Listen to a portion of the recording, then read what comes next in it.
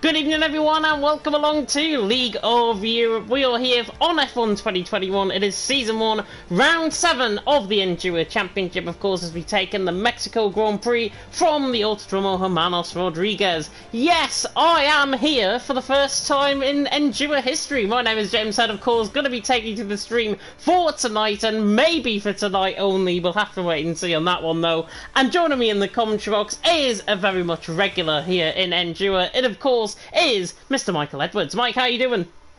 I am doing great. Looking forward to this one. Plenty of overtaking opportunities for these guys to really get into it. And from what we've seen so far in the Enduro, the battling has been fierce. Battling has been fierce. I haven't seen head and tail of what has been happening, to be honest, in Enduro. Not to put away, though, I've seen the championship standings, and it does look very close, I've got to say. And, of course, we've had 6 different winners in the first 6 rounds of the championship, coming in, of course, into round 7 here in Mexico. To run you through, of course, what happened a couple of weeks ago in Imola. Of course, it was Luke who took the win. 123 points for his name as a result of that win. Passe finished in 2nd, and Pharrell Fury in 3rd. It's a bit like an F2 sprint race, to be honest, that top 3. But Waluigi still leads the championship on 565 points. Luke in 2nd on 520.5 points. Rockwell there in 3rd on 487. Then some regulars in my commentary days. Verstappen in 4th on 475. Tied with Commentless on the same amount of points for that position as well. Pharrell Fury in 6th on 453. Rick in 7th on 442. Campbell and Nathan 435.5. Brent in 9th on 411, and Marty in 10th on 378. Passe, Lark and Dylan, Sir Ebo and Nolan ran off the top 15. Sir Ebo's 14th, goodness me. Old School, Energetic, Slayer, Noah J and Killably ran off the top 20. Then it's Montana, Justas, Major, Calvin, Miami, Gary, Funky Chicken, Joseph and RJ, who have all scored points so far this season. Of course, RJ, I think, is making his debut here tonight, of course. Oh, I think the headset might have just gone on your end. My headset got trapped between my legs and it unplugged itself. Sorry about that. What I was going to say there, RJ is making his debut. Think of that what you like, by the way. RJ, though, is making his debut here tonight. Of course, he took the commentary alongside you, of course, a couple of weeks ago in Imola. While we do lead the championship, Mike, could we get a 7th different winner of the season tonight? Absolutely, we could. The way this gone this season,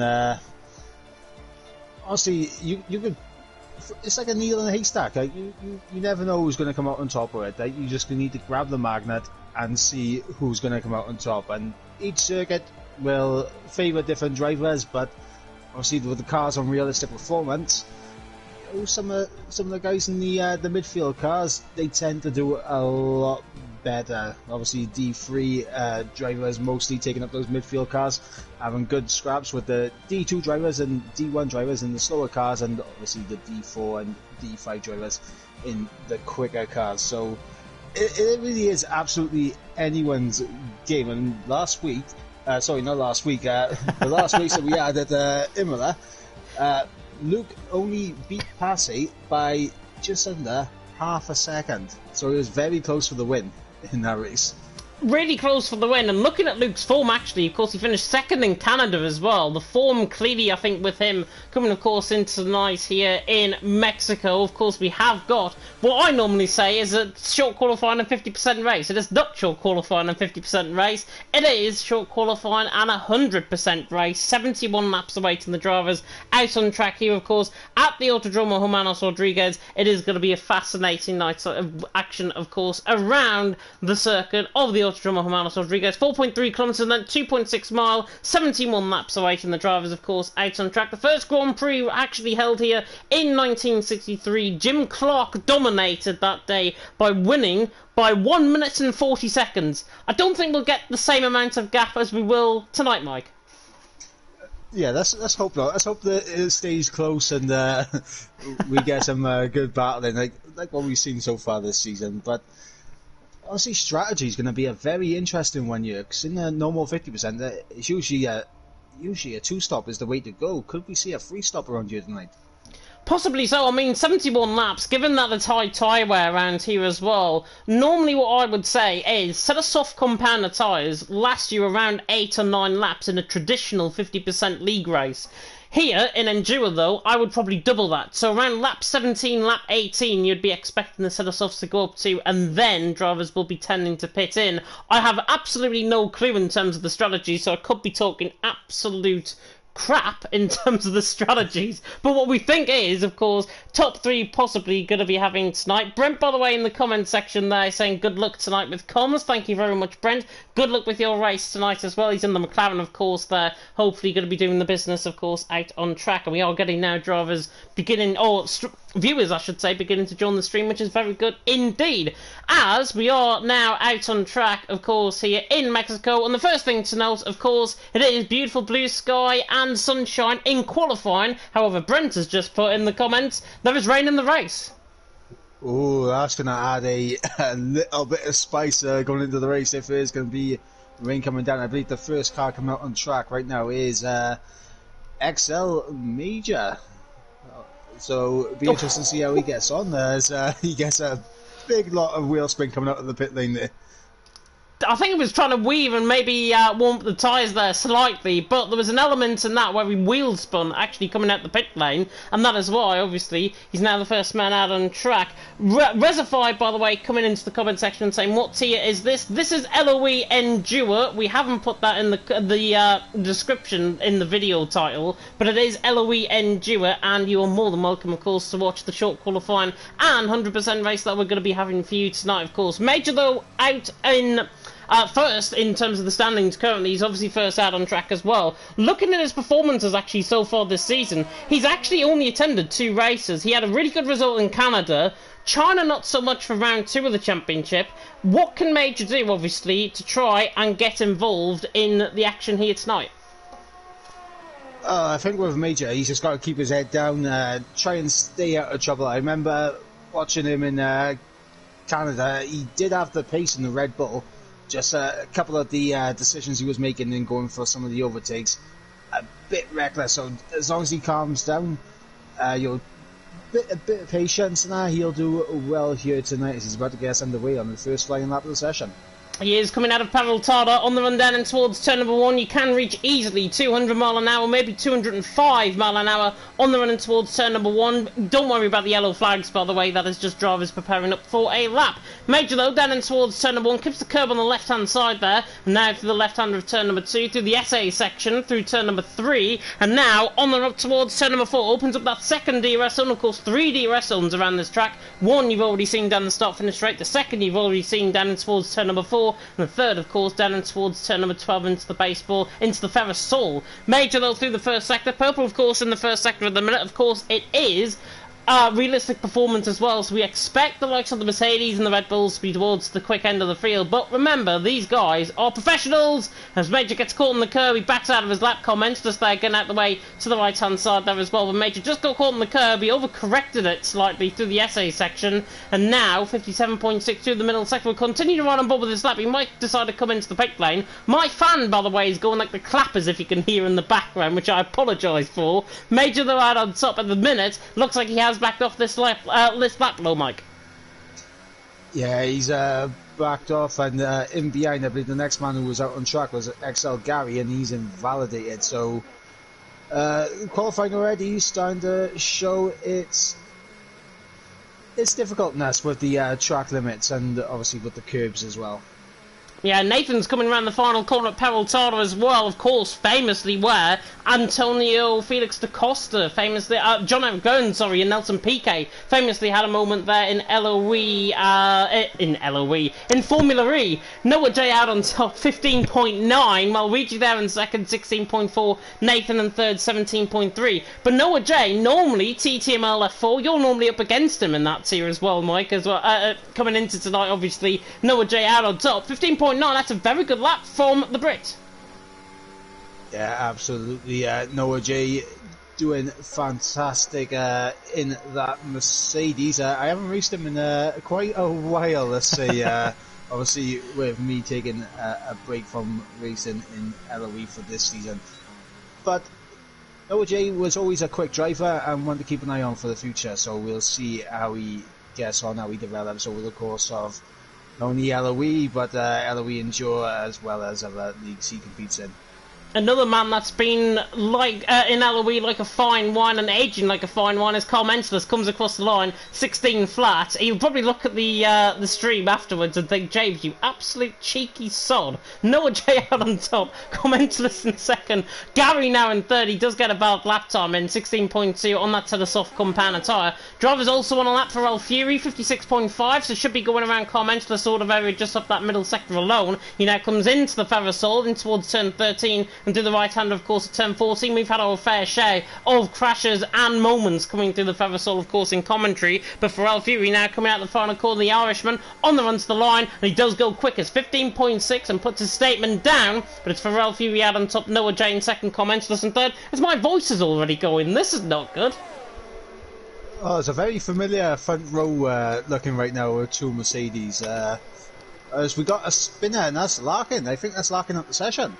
Yep, coming through Paraltado, I think he got caught on the outside curb, pretty much similar to where Bottas actually went off in real life. Obviously, he hit the polystyrene on the left-hand side, and looked as if he got caught on the outside curb to me. Judging by where he was located on the track, it was on the right-hand side, so he's probably got caught on the outside curb, just oversteered the car around, he's got into the wall, he didn't actually back out the throttle, and that is him out the session. He's going to be right down towards the back of the field, and he did set a lap time 17.5 on that set of medium compound tyres, and of course, drivers, if Larkin's outside the top 10, so he can start on whatever tyre he decides to. Of course, the top 10 will qualify on the tyre that they supposedly will obviously qualify on in this session. Killer Blue coming through the middle sector as well. The dulcet tones of Killer Blue, of course, if you've ever caught his commentary here in LOE. He's coming now to the left-hander into the Ferrosol of turn 14, then to the right-hander of 15, and then to the double right of Peraltada at 16 and 17. Not looking like a too bad lap, actually, from the Alfa Romeo. Comes around the final corner, takes a very deep line through the final corner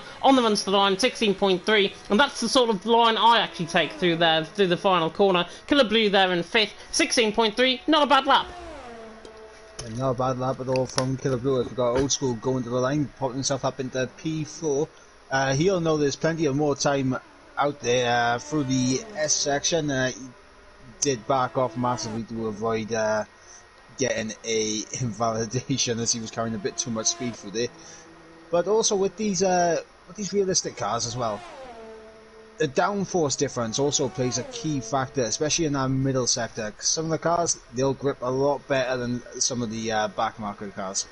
Yeah, definitely so, and I think, honestly, the middle sector, you can either get it right coming through that S section, or you're going to be in the wall on the right-hand side, or at various parts through that S section, and it's so difficult. If you haven't got a downforce setup through there, you're going to be struggling, and you're probably going to be crashing out the session, which will be obviously unfortunate. Noah J has just started up on a lap. I think Major was just starting up on a lap as well. He was on a set of medium compound tyres now, so that's an interesting call from him. Nathan and Verstappen, I think, are also on laps. They're still out on that set of medium compound tyres, are clearly thinking that they can go with the set of mediums longer into the race than the set of softs, which inevitably will be the case. Noah through the first sector, though, he's 5/10 up through the first sector. I've never seen an improvement that big before in my life. Noah J coming through the first sector. These guys, they clearly take it a little bit cautiously, getting their banker laps in, but Noah 5/10 up in the middle sector. He's now coming through in towards turn number 8, and then through the S section of 9, 10, through the right-hander of turn number 11. I think I'm miscounting corners actually here. Coming through turn 10 and 11, then up towards the right-hander at turn number 12, which is coming up, and he's still 5/10 up on this lap, so it's going to be quickest for now, but with only halfway gone in qualifying, there's going to be plenty of improvements to be found out on track from these guys. Pharrell Fury out on top, Noah J in second, Commentalist in third at the moment, but Noah, I think, is going to go quickest with this lap. Comes out the final corner, runs very wide, coming out of Peraltada on the run to the line, and he does improve by 6/10 per second in the end, 15.2, and he goes quickest. Yeah, fantastic lap there from Noah J, and Pharrell Fury will be looking to one-up his Mercedes teammate for tonight as he's again geared up for his flying lap. We got Nathan out on track. He's doing quite a few laps on those mediums and should probably think about coming into the pits very soon, but he's going again, so interesting to see Nathan's tactics here, especially in the Williams. Yeah, he's just improved actually. 16.8 set of medium compound tyres, 5 laps, so clearly feeling he hasn't had any practice probably coming into the session tonight, and he wants to try and get the practice in. We've seen the same with Verstappen, we've seen the same with Justas. They're sending multiple laps on that set of medium compound tyre. Verstappen's just improved, I think, 6/10 per second there for his laps. So that was a good improvement from Verstappen. 17th lap he goes on to. But Noah J out on top, Pharrell Fury in second, Commentalist in third. And I think, honestly, what I say in commentary is normally this. Qualifying is one thing, the race is entirely a different thing, and I think that's just doubled by the fact that we've got a 100% race tonight as well. Yeah, the concentration levels really need to be at their maximum throughout this entire race, and obviously it can be draining to keep talking for 100% race. So never imagine what it's like racing for what's essentially an hour and a half at 100% as Brent goes up into P2 now. He does. Pharrell Fury, I think, might go ahead of him, though. He's there in third, 15.6. He's nearly 2/10 up through the middle sector. Again, another one that chooses to go on the outside curb, coming through Peraltada. On the run to the line, he does outscore Brent into second position again.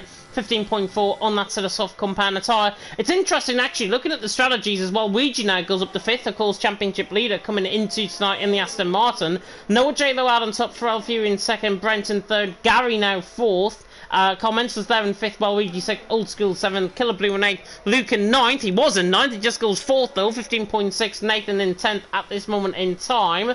As I thought you saw something there.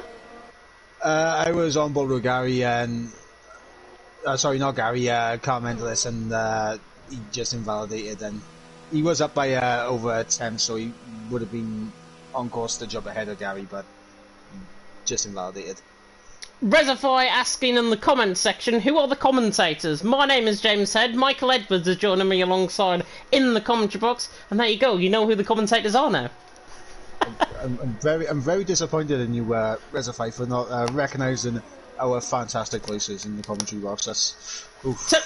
To be fair, I've never seen him in the comments section before in Division 1, so I'll let him off, I think, on that one. So, Rezify, welcome along. If you have not subscribed to the channel, by the way, if you're already subscribed, well done. If you're not, subscribe to the channel. Keep on watching this 100% race, because I can talk for hours, honestly. I'm a northerner, I can talk for hours, I can waffle on till my heart's content, and Mike can probably do the same and probably tell a few sheep jokes along the way as well. Noah J out on top, Pharrell Fury in second, Brent in third, 2/3 the way through qualifying. Interesting though, what I was going to come on to before obviously we went through a few more laps was the differentiation really between the set of soft compound tyres and the set of mediums. Nathan and Verstappen, the likes, I think one of them's just coming out the pit lane actually, Verstappen is, they're on the set of medium compound tyres, but look at how close they are to the likes of Campbell, the likes of Killer Blue, 5/10 behind. If they were to choose to go on that set of soft compound tyres, they will inevitably improve and probably go around Pharrell Fury Brent sort of area.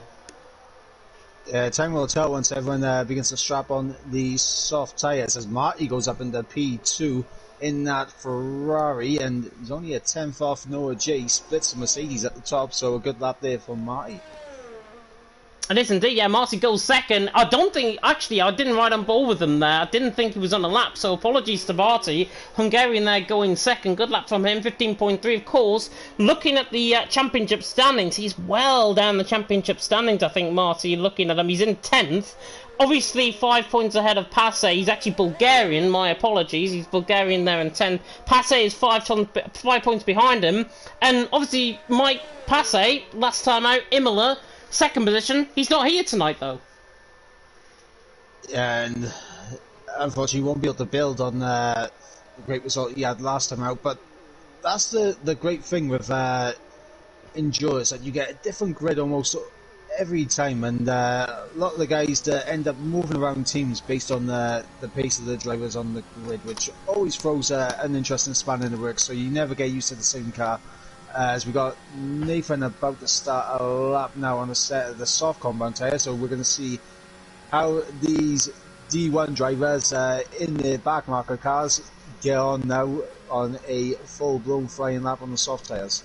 I was going to say, if it was equal performance, these guys will probably be towards the top end of the field, but it's not. It's realistic performance. In the Williams, Verstappen probably will get a good lap time out of this. He's only 300s up coming through the first sector. Inevitably, though, he will improve as the lap goes on, and as the track evolves, obviously, you're going to be improving towards the end of the session nonetheless. No other out on top. Marty there in second, for Alfieri in third. The Division 1 guys I normally commentate on are pretty much towards the back end of the field, which just comes to show the quick guys struggle in Endure. And that's what makes it obviously absolutely fascinating for all of us to commentate on, and for all you guys to watch at home as well. Verstappen is 6/10 up though, coming through the middle sector, coming now in towards the Ferrosol, runs wide, coming out of turn number 12, now in towards 13, and then into the Ferrosol section of 14 and 15, and then through the double right-hander, of course, of Peraltada, where Formula E go, by the way, that is in the background, just in the background of shot, where the polystyrene boards are. Verstappen to the line goes 10th, 16.1, on a set of soft compound size, improved by 0.3 of a second in that final sector. I think we had lap times as well. Nathan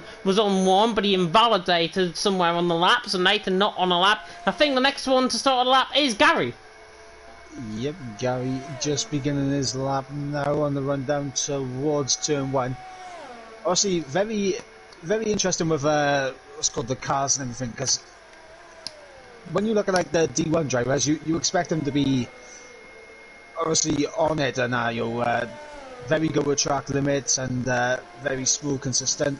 The thing that always throws a spanner in the works is sometimes their cars, they don't have the downforce when following behind another car, and obviously the engine power can make a big difference as well, especially if you're in that Haas, and you end up losing a lot in the streets. And it's going to be interesting to see how Justas and Campbell negotiate with that one here tonight.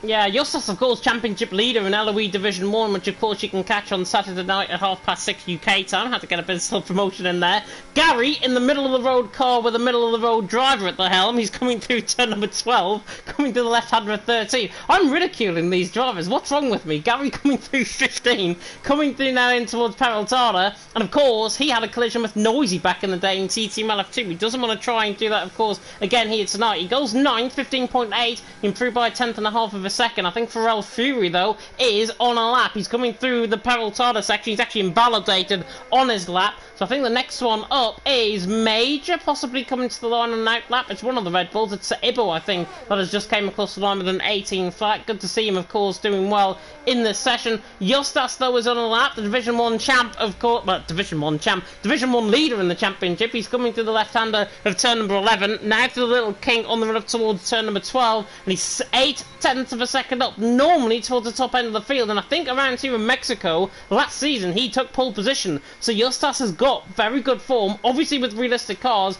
the Haas is going to be nowhere near towards the top end of the field. It's always going to be the Mercedes, the Ferraris, the Red Bulls towards the top end. But Justas now around the final corner on the run to the line, 16.2. He goes 14th, but more drivers on the lap as Noah goes quick as 14.9.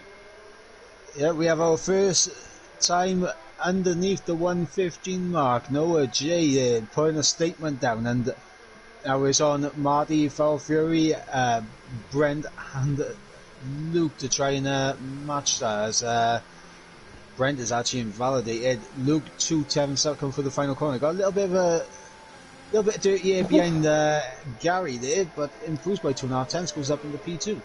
I thought he was getting held up there slightly, but he actually got a little bit of running room. Pharrell Fury, though, was just improved ahead of him by 0.004 of a second. That is how close it is. No other word on top, 14.9. I think somebody is taking this a bit too seriously. No word on top, 14.9. Pharrell Fury in second, Luke in third. Marty, though, is improving. He's 900 up, so he could go second with this lap time. Will he be close to Noah J, though, coming out of the final couple of corners? I don't think he's going to be that close, the Bulgarian. On the run toward the line, and he's not. He's 0.3 off, pretty much 0.3 off, in fact. No other out on top. Marty now in second. Anybody else improving on laps? I think Brent has backed off one. Major is invalidated through the middle sector. Nathan is not on one, I don't think either. That was a Ferrari. Nathan isn't on one, as Noah has gone even quicker. 14.7. on a set of soft compound tyres. He's treating this like a practice session, to be honest. Verstappen, though, he's coming around the final couple of corners, 16.1, but he's a 10th up through the middle sector. Coming around the final corners, we see, I think, well, Luigi going into 10th, so knocks Gary down a peg at the minute, and Verstappen invalidates coming at the final corner. Never seen that on the inside curve before. Verstappen invalidates. Gary is not on a lap, neither is Nathan. I think I'm safe to say that is qualifying and Endura done. It's Noah J out on top, Marty in second, Pharrell Fury in third, and well, Noah, of course, coming into tonight, 19th in the championship, Marty in 10th, Pharrell Fury in 6th in the championship. Anybody's game. Yeah, absolutely. And Noah J putting that Mercedes to good use. Marty doing very well in the Ferrari there. As I mentioned, like some of these midfield cars, you know, the McLarens, Alpines and that, they can get themselves in the mix as well. See, some of them being D3 drivers, so good pace, and they got a pretty decent car underneath them to really challenge these guys in the quicker cars. Yeah, definitely. So Noah, obviously, the slower guys. Just the context about Endura, the slower guys are in the quicker cars, the quicker guys are in the slower cars. If you haven't clicked onto that already, Noah normally a very I wouldn't say bog standard driver, but he is normally not as quick as what he's shown, obviously, with the Mercedes and everything. He's out there on top by 4.5 tenths per second, so it's a really good lap. We can't take it away from him. The Brit there out on top by dead on 4.5 tenths per second. Marty there in second, Pharrell Fury in third, Luke there in fourth, Brenton Faith, Major in sixth, Commentalist in seventh, Old School in eighth, Nathan in ninth, Luigi the championship leader round off the top 10, Gary there in 11th, he's just outside the top 10 there, Killer Blue in 12th, Campbell in 13th, Verstappen in 14th, Justas in 15th, RJ on his debut here in 16th, Larkin in 17th, Sebo off the pace there in 18th, and Rocco not 10 a time there at the back of the field in the Alfa Romeo. Resify in the comment section saying IRT shining. I totally agree. Noah was absolutely brilliant on that lap, and to be honest, being 4.5 tenths clear, I know that everything's going right for him, obviously being in a Mercedes and being realistic performance. You can't take that away, because that was an absolute great lap for Noah. Yeah, it was a fantastic lap from Noah J, and you know, we're not going to take anything away from it. It was a fantastic lap. I mean, Pharrell Fury had the same equipment as him and was well off the pace, so Pharrell Fury's no pushover himself. He isn't, and Pharrell Fury obviously 6th in the championship, 453 points ahead of Rick, who's not here tonight, but he has got Commentalist in his sights. He's only 22 points behind. The point system, by the way, if you're brand new, like I am to Endura, and needed Mike to confirm this just before we started the stream, the point system is completely different to bog standard Formula 1. 60 points for the win, 52 points for second, 46 points for third, 40 for fourth, 35 for fifth, 30 for sixth, 26 for seventh, 22 for eighth, 18 for ninth, 14 for 10, and then it goes down in 2 point increments. 11th gets 12, 12th gets 10, 13th gets 8, 14th gets 7, and then it goes down in 1 point increments all the way down to 20th position, which gets 1 point. So, minimum drivers will be picking up will be 2 points at least in terms of the position, but obviously drivers, every single lap they complete, they get an extra point. Yeah, so it's always important, as it should be in every single race, and keep going. Keep going. Even if you're having a shocker of a race, do not give up. Do not get frustrated and retire in the pits, because every point can matter. Definitely not. Resify as well, asking in the comments section, it is realistic cars, so this is realistic performance, and judging by, obviously, what we've seen in the past here in Endura, normally, the quicker guys tend to do quite well in the race. Of course, qualifying is one thing, the race is a totally different thing. Noah the Wild on top, Marty in second, Pharrell Fury in third. The top 10 qualified on that set of soft compound tyre. Everyone else, though, it is a bit of a mix-up in the strategy. Gary there, as well as Campbell and Saibo on a set of soft compound tyres. Killer Blue, Verstappen, Justas, RJ, Larkin and Rocco all on a set of medium compound tyres. They're going to be towards, they're probably going to be going towards the halfway stage, I think, until they make their first pit stop. But no, they're out on top, Marty in second, Pharrell Fury in third. This has all the hallmarks for, hopefully, and just because I'm here I'm going to say it, race of the season. I mean, we've had some crackers so far this season, so it's got a lot to live up to, but obviously with the clouds being here, we have confirmation that it could be raining in the race, so Yep. it's definitely going to throw a span in the works. Who's going to come out on top? Only time will tell. 71 laps await these 19 drivers. I believe Nolan was meant to be the 20th driver, meant to join in qualifying and pick his car for the race. So we'll see if he's actually going and got his car. If he has, he'll be starting from the back. He hasn't. There's only 19 drivers, so it's unfortunate. I don't think I even saw Nolan during the session either. But we are about to go out for the 5 red lights here in LOE Enduro. It is Season 1. It is Round 7 of the Championship. And the 5 red lights are about to come on here in Mexico for the Mexico Grand Prix. Noah out on top. Marty there alongside him. The 5 red lights are on. And we are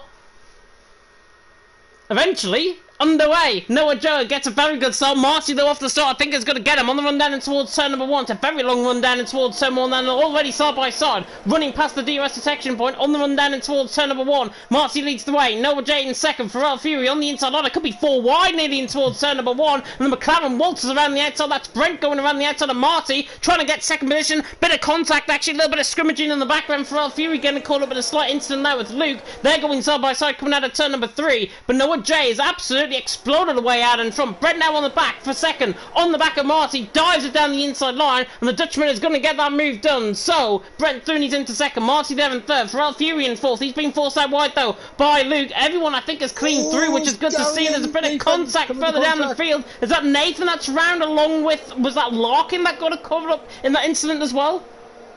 No, Larkin didn't get caught up in it. It was Nathan and Gary. A little bit of front right wheel connecting with the rear left wheel for Nathan, sending him in a half spin, and that's going to be a Herculean task now for Nathan to get himself back into this race in that car as well.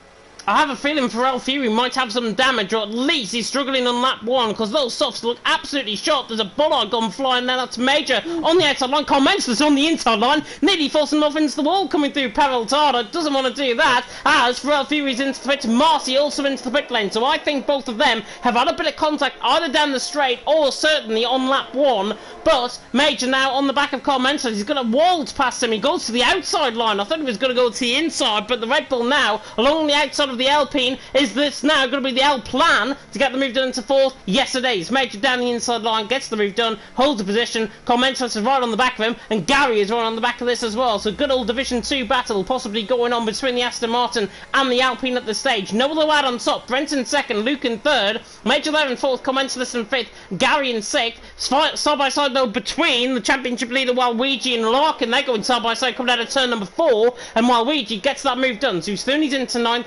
Larkin now down into 10th. Very good start. Obviously Marty and Pharrell Fury got caught up in that incident on lap 1. They're down in 18th and 19th. Bar that though, Mike, and apart from Nathan's spin, he's obviously got past Sebo now into 16th. Apart from Nathan's spin, as Rocco I think has just gone off coming through the S section as well. He's going a bit slow, and commences down the inside line of Major.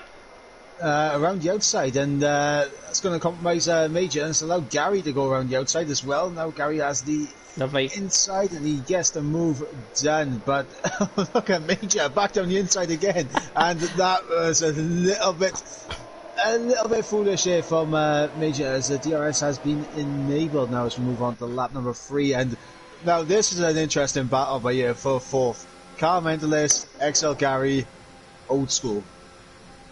It's old school LOE style, I think, isn't it? Just to take a pun there, to be honest. Carl Mendelis in fourth, Gary there in fifth, old school in sixth. Of course, all of these guys have made their trade in Division 2 in the past, and of course in Division 1 in Gary's case, and Carl Mendelis obviously being a great driver in his own right. Nathan, though, has just got the move done on RJ. That was down towards turn number 1, so the Williams through on the AlphaTauri. He's through and he's into 13th. Now Nathan, who's making really good progress, I've got to say, through the field. He's got a set of medium runners now ahead of him. He's got his old rival Verstappen and Justas ahead of him, and Campbell and Larkin, who have all been Division 1 drivers, of course, either in the past or in the present. Nathan on that set of subs. You'd imagine, Mike, without that DRS train, he'd be absolutely flying through this. Yeah, and that's the quality of the D1 drivers. They are able to just negotiate these circuits so well, and able to get their way through even in the cars that they're in. And that's just a credit to them as drivers themselves, and Also, we're starting to see Killer Blue drop away from Old School, so the train beginning to split, and this is going to cause a few issues. Noah Luigi now all over the back of Killer Blue. This should be a relatively easy, as he's already pulling alongside as the DRS is activated on that Aston Martin. And Nathan Sarbos. Yeah, Nathan side by side with Verstappen down in towards turn number 1 as well. Ibbles going side by side. Has contact and Carl Mentelis has spun. Coming through turn number 2. That's a very weird place to go off. Carl Mentelis has spun. Didn't quite see what happened. Looked like he got caught in the curb by himself and obviously over-rotated the car. And he's down there in 16th position. Obviously, nothing lost in terms of this. It's a long, long race. 71 laps as Larkin dives it down the inside line of Killer Blue. And Campbell tries to waltz around the outside of turn number 5, but he doesn't get the move done. Noah J, though, leading the way. Brent there in second. Luke there in third. In terms of position changes early on in this race, Larkin has gained 10 positions from 17th on the grid up to 7th. Very good start from him. Of course, he's on that set of medium compound tyres. He hasn't been caught up in any instance. He has been the quickest driver in terms of the position changes. Most positions lost though. Marcy, Pharrell, Fury, Major, who are all up at the top end of the field, all in that quick cars. They're right down the back of the field, of course, with damage, and that all came into the pit lane. As a result, as Campbell looks for a move on the back of Killer Blue, these two old rivals once again going to and fro in here in Mexico. Coming on to lap number 5, Noah J leads the way. Brenton second, Luke in third. Currently a Mercedes leading the McLaren, leading Aston Martin, which is something that you don't really see in real life. Nathan, though, is on the back of Justas. The two relentless boys are going to go out, and more immediately, Mike, Old School on the back of Gary gets the move done in towards turn 1. Yeah, great stuff here from Old School using the DRS, and is Ferrari to get past the Aston Martin here. I was just on board with Campbell as Killer Blue gets a bit of an oversteer moment coming on the exit of turn 3, and that's allowed Campbell to go straight through. What I was going to say, though, I was on board with Campbell, and seeing that Haas just fall away with DRS on the straight just shows the lack of straight line speed that car has. It has, but then again, Campbell, I think, is going to try and channel us in a Kevin Magnussen, of course. If you didn't catch the race in real life, Kevin Magnussen, of course, scored. Was it 5th, I think, in the end? Yeah, I believe it was 5th. 5th in the end, so Campbell will be channeling his inner Kevin Magnussen, I think, to try and get that 5th position. Of course, the 71 laps in this race, it is going to be a long one. Just because a driver's down in 19th position doesn't mean that they're going to win the race. Safety cars can change the race. And oh wow, it's raining already. The rain is falling among us now, as it makes the medium tyre selection a little bit of a strange one now. I would have thought if it was this soon, everyone would have been on the soft tyres. Unless they think that the rain is going to stay and it's not going to wet the track. And that's why they've gone on to set of mediums, because there's always that case where if the rain is light enough, more necessarily the case is I'm on board with Campbell on the back of Larkin. He's all over the back of him in towards turn number 4. I don't think, though, he's going to try and get this move done. It's obviously the soft compounded tyres that are going to struggle. But anybody that's gone for that set of medium compounded tyres, I think immediately you're thinking possibly that the track is not going to get as wet. The rain is barely falling, to be honest, out on track. And at this moment in time, mediums are probably the better side to go on, but if the rain gets a little bit heavier, then obviously drivers will be putting in for the inters. Yeah, and in the battle of the Irish lads with Old School and Gary, Old School has broken away from the Aston Martin, and the gap is now just about a second. Can Gary get himself back within DRS? He needs to stick with Old School, and Sable's just picked up a 3-second penalty, and that's what I've just rode on board with, because he looked to try and go down the inside of Rocco, and he went way too down the inside of Rocco and he cut the corner. So that's why Ibble now is down in 15, clearly struggling, I think, maybe with the tyres, maybe with the changing conditions as well. Nathan more immediately on the back of Justas. These two have gone hammer and tongs, of course, in Division 1, and now they're about to go at it again once here in Endure. The Williams on the inside of the Haas tries to get the move done in towards turn number 1. The Lithuanian and the Brits are going to fight it out, and I think the Brits are going to have to run coming out of turn number 3 on the back of Justas. This could be a clean sailing move, and look at the Haas straight line speed. It's pedestrian-like as Nathan is through, possibly into 10th. There's a collision, there's a spinner, and that is Red Bull of Saibo round coming out of turn number 3. So Saibo round out of turn number 3, but Nathan more immediately though gets that move done, and he's into 10. And Saibo, I think, on spinning on the right-hand side wall, looks like though we got away with it. Yeah, they were very fortunate they'd escape without his race ending. I've crashed out there many times in the past, and never a nice thing to see. But obviously, with the rain falling, it is going to make the track a bit less grippier, a bit more slippery, especially on these curbs. So we may start to see a lot more heroics in the car as people try to catch the rear end as they snap out on these curbs. But Old School now picking up a 3-second time penalty, and obviously Noah Luigi now on the back of his teammate, the Excel Gary. So good to see the Aston Martins going at it very soon, as here comes Noah Luigi. He's going to tow in, but he's not going to go for the move at the turn 1. Oh, Gary's gone too deep though, and towards turn number 1 he had a slight bit of oversteer coming through the corner, and now Luigi's going to try and set this up in towards turn number 4. I think the Astons though, Luigi's just capable, I think, of just sitting in behind. It's probably the right strategy to do. Get Gary on a set of soft compound tyres in front of you, while Luigi championship leader is behind. You don't want to let the championship leader through. Gary, I think, has got the right strategy. He's losing time to Old School, yes, but more immediately, longer term, I think Luigi is probably going to have a move, as Saibo's been overtaken by Pharrell Fury. RJ's picked up a 3-second penalty, and to run you through the penalties, actually there's only 3 of them. Old School 3, RJ 3, Saibo on 6 as a result of already cutting 2 corners out on track. Campbell though on the back of Larkin, 7th and 8th position. Haas on the back of the Alpine, and the Alpine of course have been defending quite well, but the Scotsman on the wheel of course, looking to try and get the move done on Larkin, who of course is on the pad. So this is going to be 2 really good battles, I think. Campbell of course in the championship 8th, as Marcy now picks up a 3-second penalty further down the field. Campbell in 8th, Larkin in 12th. They're about to go at it down in towards turn number 1. Well, we'll have to wait and see about that. Let's see if the Haas has a straight line speed. We're seeing the Alpine pull away a bit as we've got Nathan and behind getting past Killer Blue and the Aston Martin's trading positions. Here comes Campbell. He's going to be squeezed to the outside. He's going to be able to make this move stick as Larkin holds the inside. Going to hold it side by side through turns 2 and 3, and they're still wheel to wheel. Absolutely brilliant. That is really good, fair racing, I think, from them both there. Campbell's through and he's into 7th.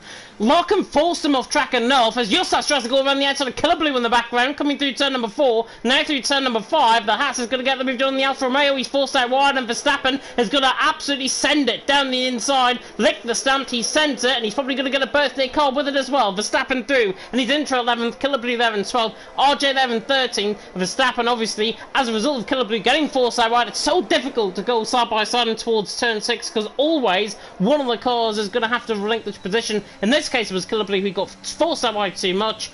Obviously, Verstappen was down the inside line of him. Job done, and RJ now is on the back of Killer Blue for 12th. Yep, as we get ready to start lap number 10 with this battle for P7, and let's see the difference with the Alpine with DRS with that Haas up ahead. Obviously, the gap is a second. Let's see how much he closes in by, and this is ridiculous. This is ridiculous.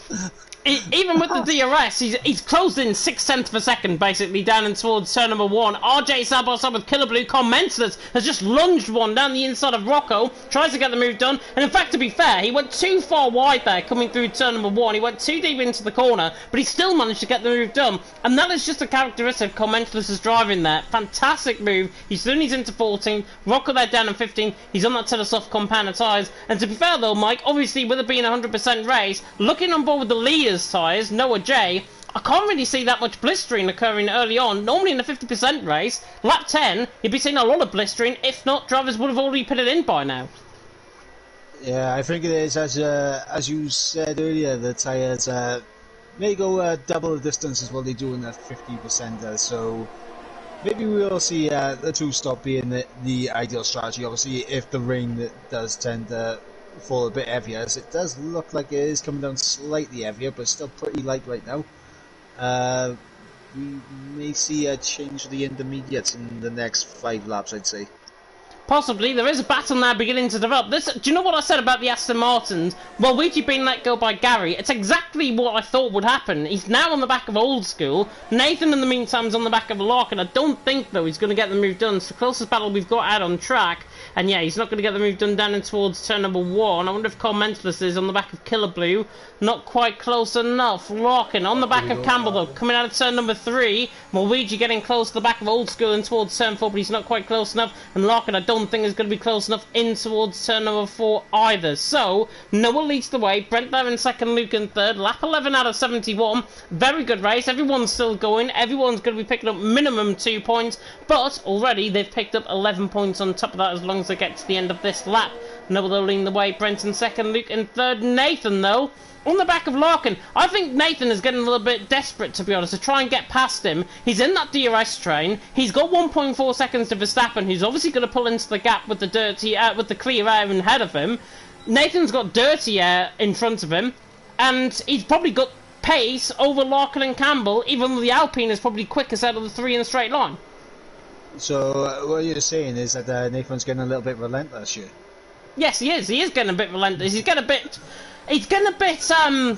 what's the word I'm looking for? He's getting a bit, as well, we're just going to get the move done on Old School. I will think of that word eventually, it'll come to me. Well, Luigi's in 4th, Old School there in 5th, and Larkin is going to get the move done on Campbell. That Alpine is so quick down the straight line, in towards turn number 1. He's going to get the move done, and he's into 7th, already got the job done in towards turn number 1. Commensalously going side by side there as well, he backed off, coming in towards turn number 1. RJ on his debut, doing a good job, of course. The Brit, he's there in 12th position, 3/10 off the back of Justas. But what I think Nathan needs to do now, he obviously realises Campbell's ahead of him. 2 very good, very clean drivers. Nathan, I think, is getting a little bit more animated behind. He's desperate to try and get the move done. Even though it's this early in the race and you're probably going to go at least a few more laps on these compounded tyres, Nathan just sitting in behind on Campbell, I still think he's a bit... he basically wants to try and get the move done.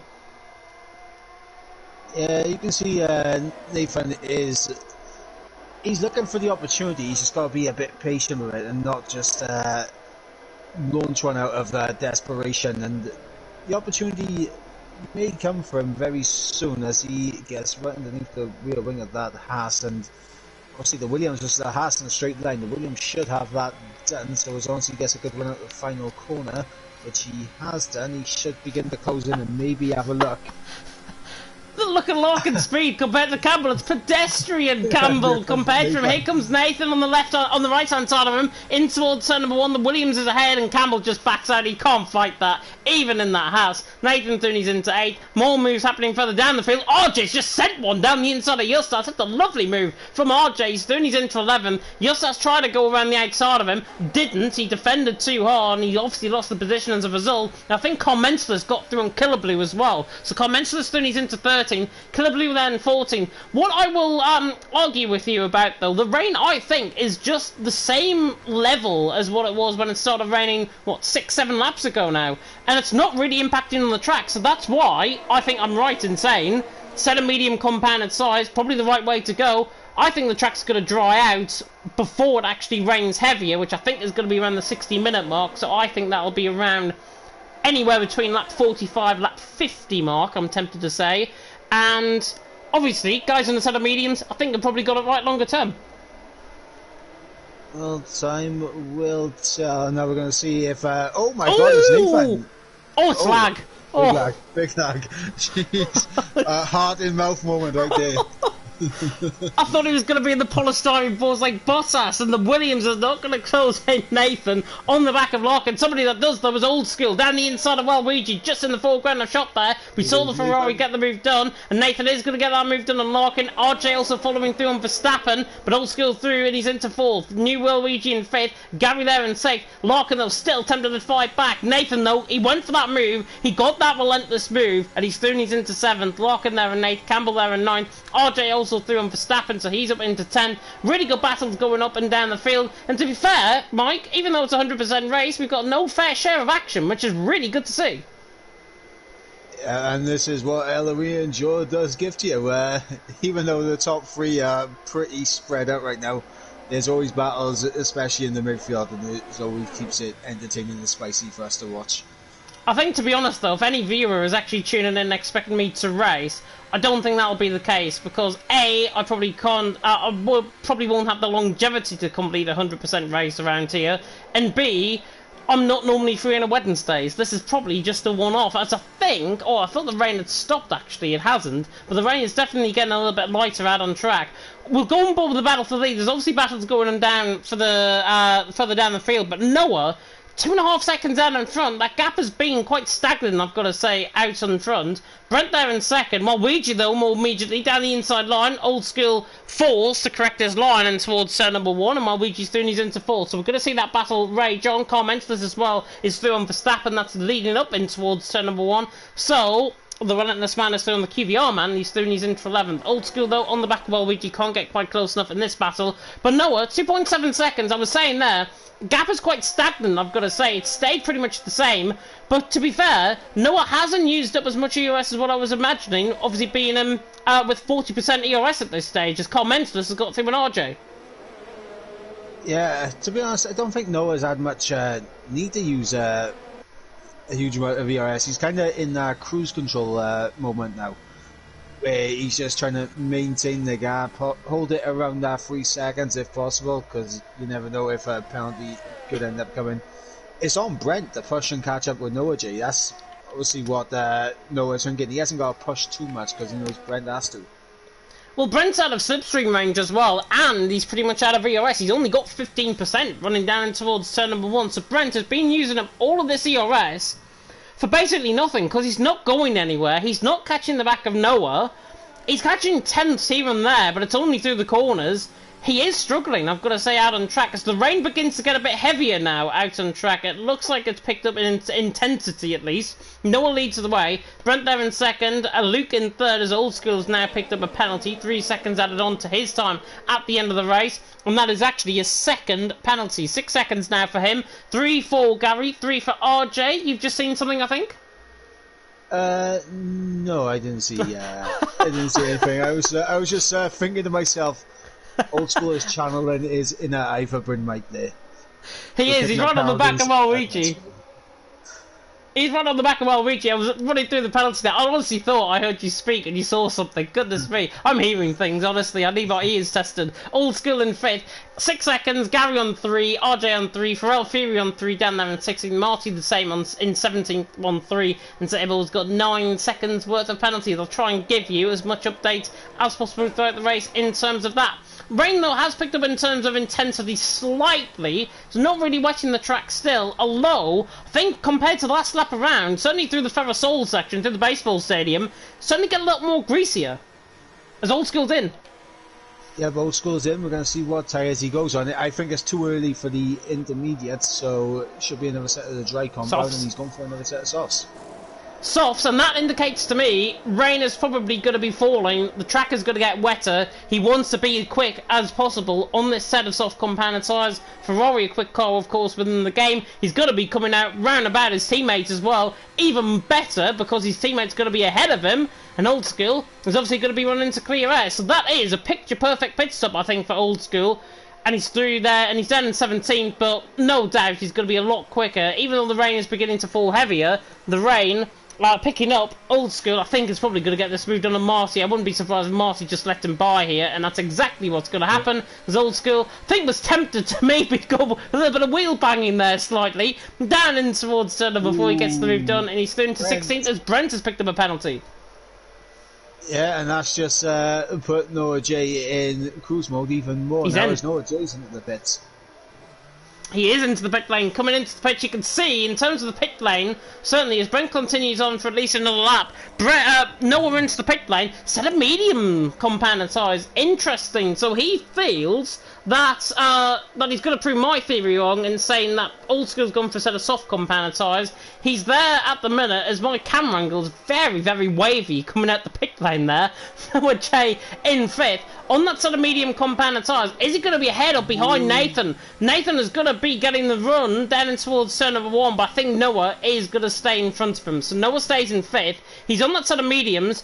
That, I think, just completely blows my theory out the water. It's probably going to get a bit heavier in terms of the rain, but clearly Noah feels otherwise, and his Jeff is telling them something different to what Old School's Jeff is.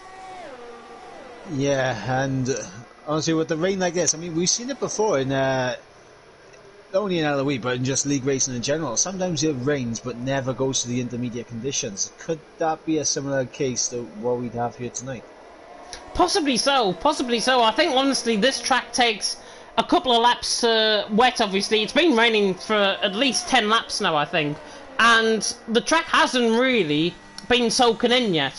The rain is still falling, but it's a very light intensity. It's not even wetting the track. So I think with Noah, they're in fifth. He's going to pull away from Nathan. All of these guys ahead are probably going to come into the pit lane. I think Luke is certainly coming into the pit lane. He's on a set of soft compounded size. I wonder if he's going to go yellow wall. He's actually going red wall. He's going set of soft, so he's going for the quicker strategy in terms of Old School, probably responding to Old School's lap as well. And he is flying, by the way, Old School. He's pulled 2.6 seconds clear of Marty, his teammate, and now is 3 seconds off the back of Pharrell Fury. But Luke there coming out the pit lane. Luke is going to be coming out in front of, or behind Rocco, in fact. So he's behind Rocco, coming out the pit lane. Larkin, I think, got the move done on Nathan there, and he's into fifth. But Luke coming out the pit lane, I think for him, he probably wants to be where Old School is. 3.6 seconds back.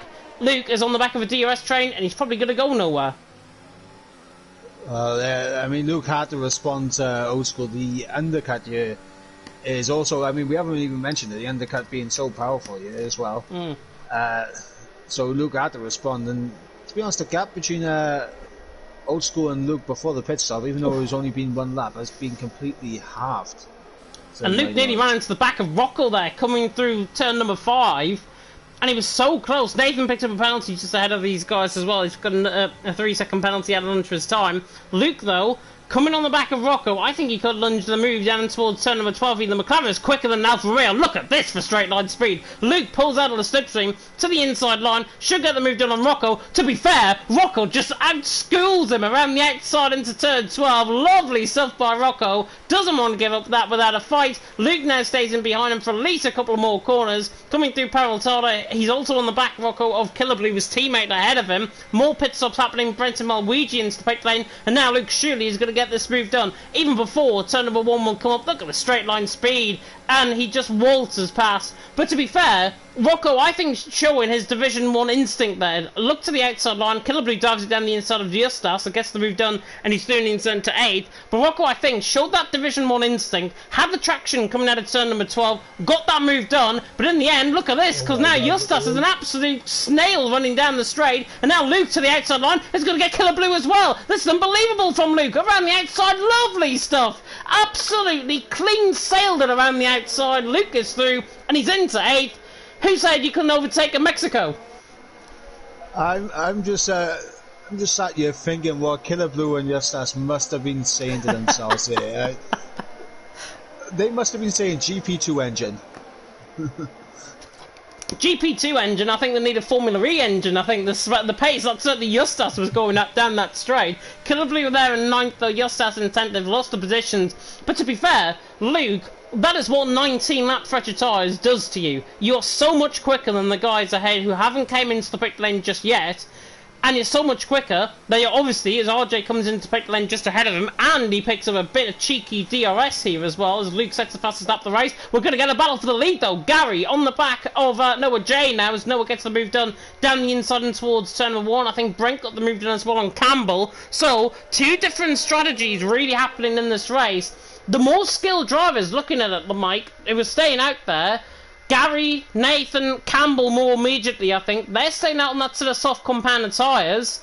And I've got to say, they're doing a good job. But inevitably, they're going, I think, 2-stop. Everyone else who's pitted already, probably going 3-stop. Yeah, and I think, obviously for Campbell, Nathan, Gary and... I'd say Larkin, but he's on the medium, so we expect him to go longer. For these guys on the sauce, they must be thinking about maybe trying to stretch these out to see if the conditions get worse and not pit too soon, as we got Brent going through on Nathan there, clean as you like. McLaren just overpowering the Williams car there.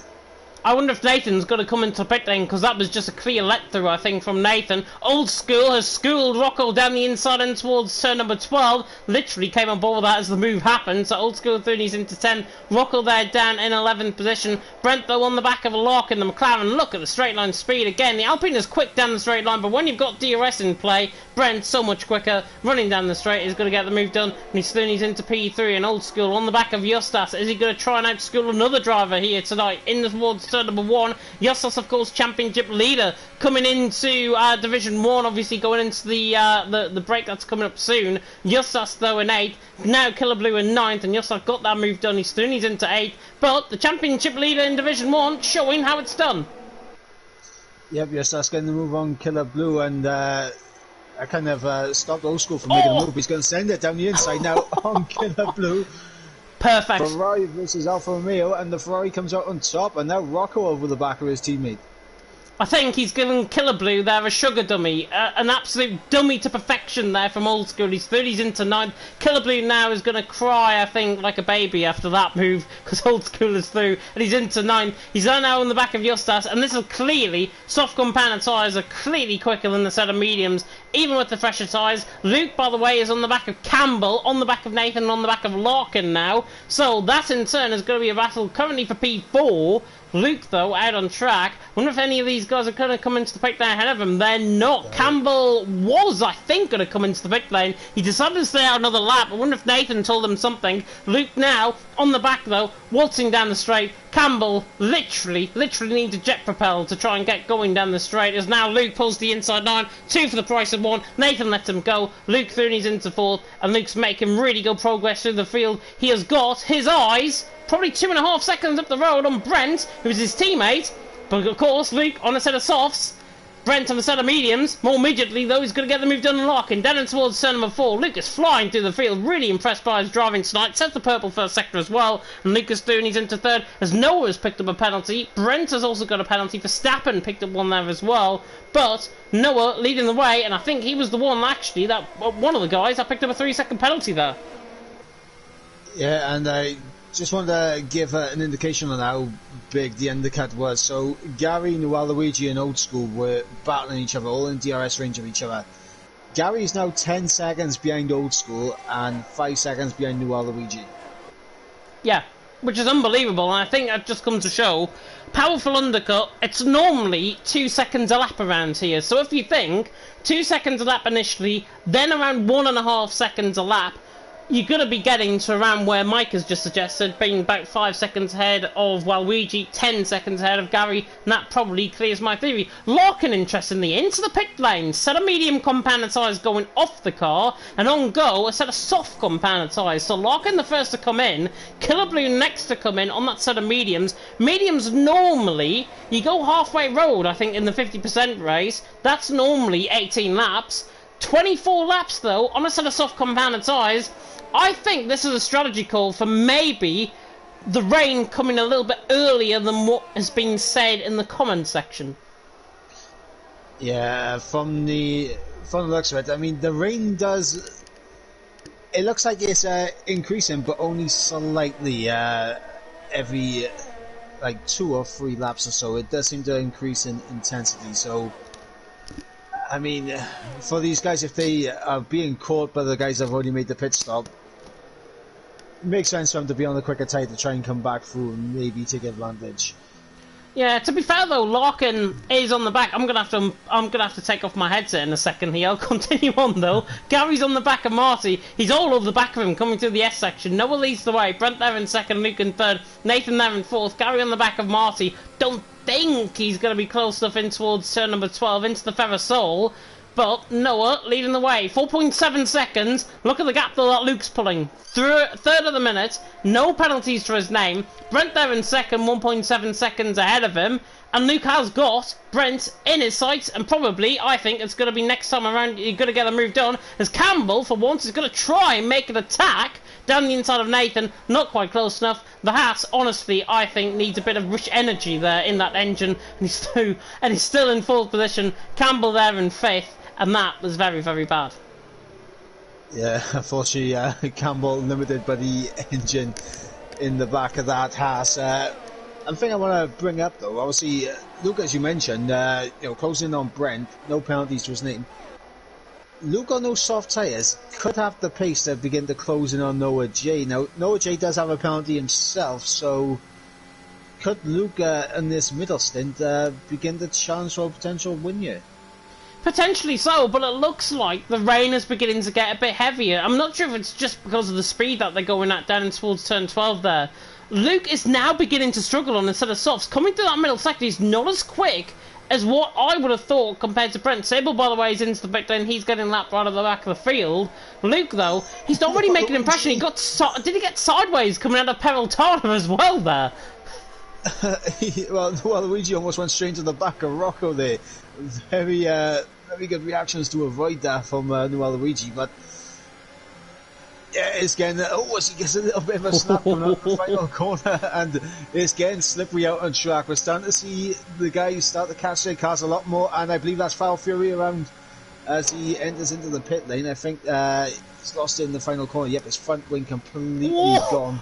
Well, Luigi goes around the outside of Rocco. Sorry to cut you off, Mike. He's on the inside of 2. Gets cut up and comments this. That's a partner of the Red Sea. He's through, and Verstappen and Gary's going to follow through as well. Well, Luigi shouldn't have tried that down the inside line. He'll learn from that. He's down in 12th now. He's lost 3 positions. Don't attempt to move down the inside when you're always got a Rocco in front of you. Yeah. Now, Luigi goes from the Hunter, the front of this train, to the back of this train, and oh no! Comments! Oh my! Sorry to cut you off again. I know he was on board with it. Comments was daring. If he got that move done, that probably would have been the best move I think I've ever seen in Mexico. He is going to get the move done now on Rocco. Rocco was not giving him an inch though, and the relentless man is going to have to try and do this the hard way. Around the outside of turn number 12, he is going to get this done, I think, to the inside of 13. He'll open it up for the corner, gets the job done. Comments a smart driving that. Looked to the outside line of 7, didn't want to go for the move, clearly set it up from that point onwards, got the S section completely right, and he's now through, he's into 8th with Verstappen all over the back of Rocco now, and Old School on the back of Campbell more immediately as well. Yeah, and I'm pretty sure Verstappen was sitting there behind Rocco and Carl Mendes here with a bag of popcorn in his hand, just waiting.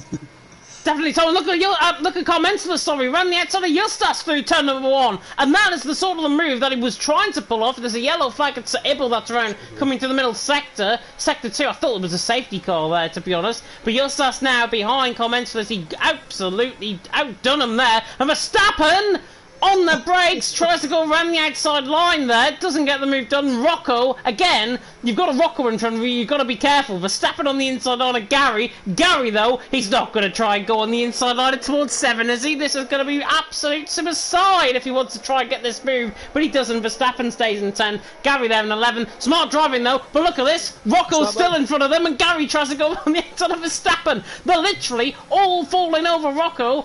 Hop on board the Rocco train, because Verstappen staying on the back of Rocco at this stage, and Rocco has literally got a 7-car train behind him.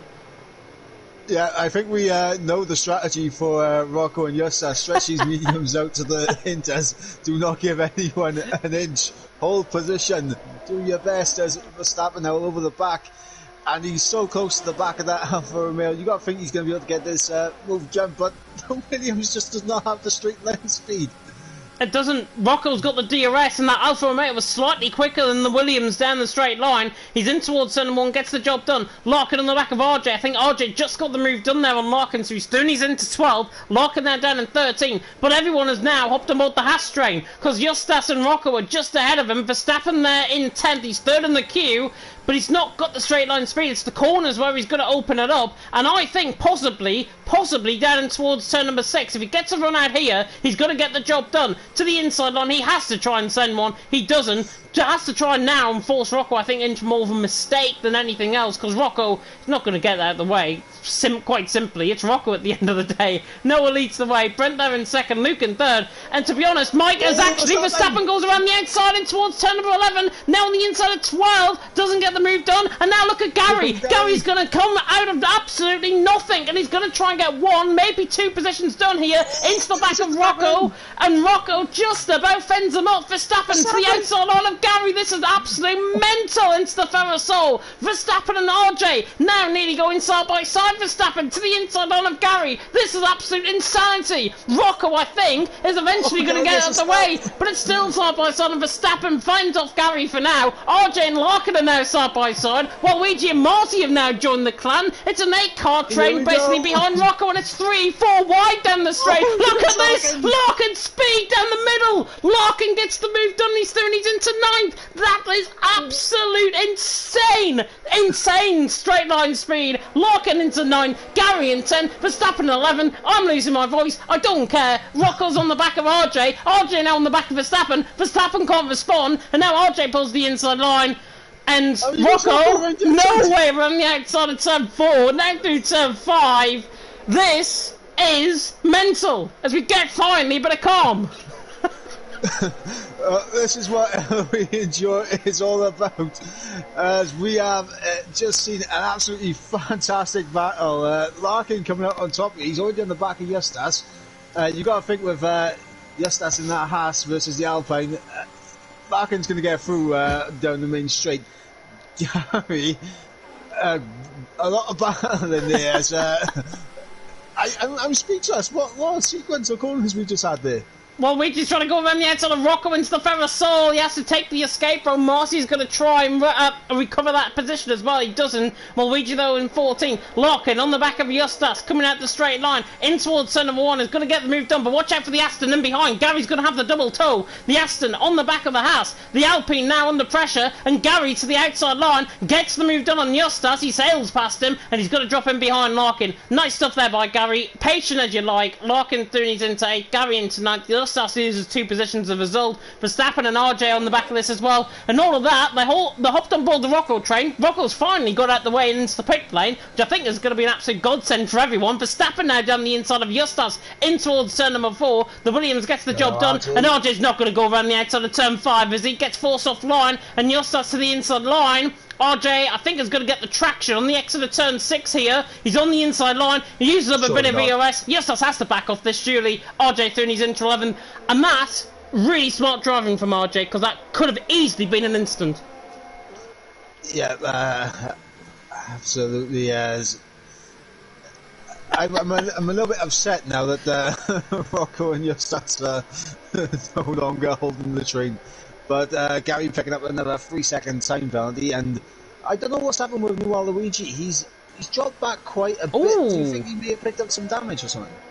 Possibly so, yeah. Well, Luigi, I think, got involved in a little bit of collision coming through 13 with Rocco. They were side by side. I wonder if there's a little bit of end plate came off on the left-hand side of his car, because he looks to be more struggling on that side of the car than he actually is on the right-hand side of the car, and means 2.5 seconds off. He's now on a set of mediums, which could be somewhat negotiated, I think, in terms of that. RJ, by the way, dives it down the inside of Verstappen. These two know how to battle an F2, and now RJ on the back of Verstappen in towards turn number 4. I think this is going to be a simple move for the AlphaTauri. Pulls the inside line. Verstappen's just sitting there, literally as if he wasn't even moving. RJ through and he's into 8th. Verstappen now through and he's into 9th. We also got, I think, Commentalist through on Nathan and Campbell. Both of them came into the pit lane, so Commentalist now in 5th.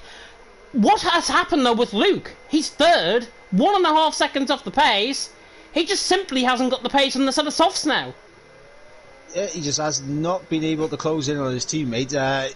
He is in that penalty window, but you would have thought early on those softs when he was closing in, he should have gone to the DRS range and maybe not only overtake his teammate, but kind of tow Brent along as they maybe slipstream each other, DRS trade to try and catch up to Noah J.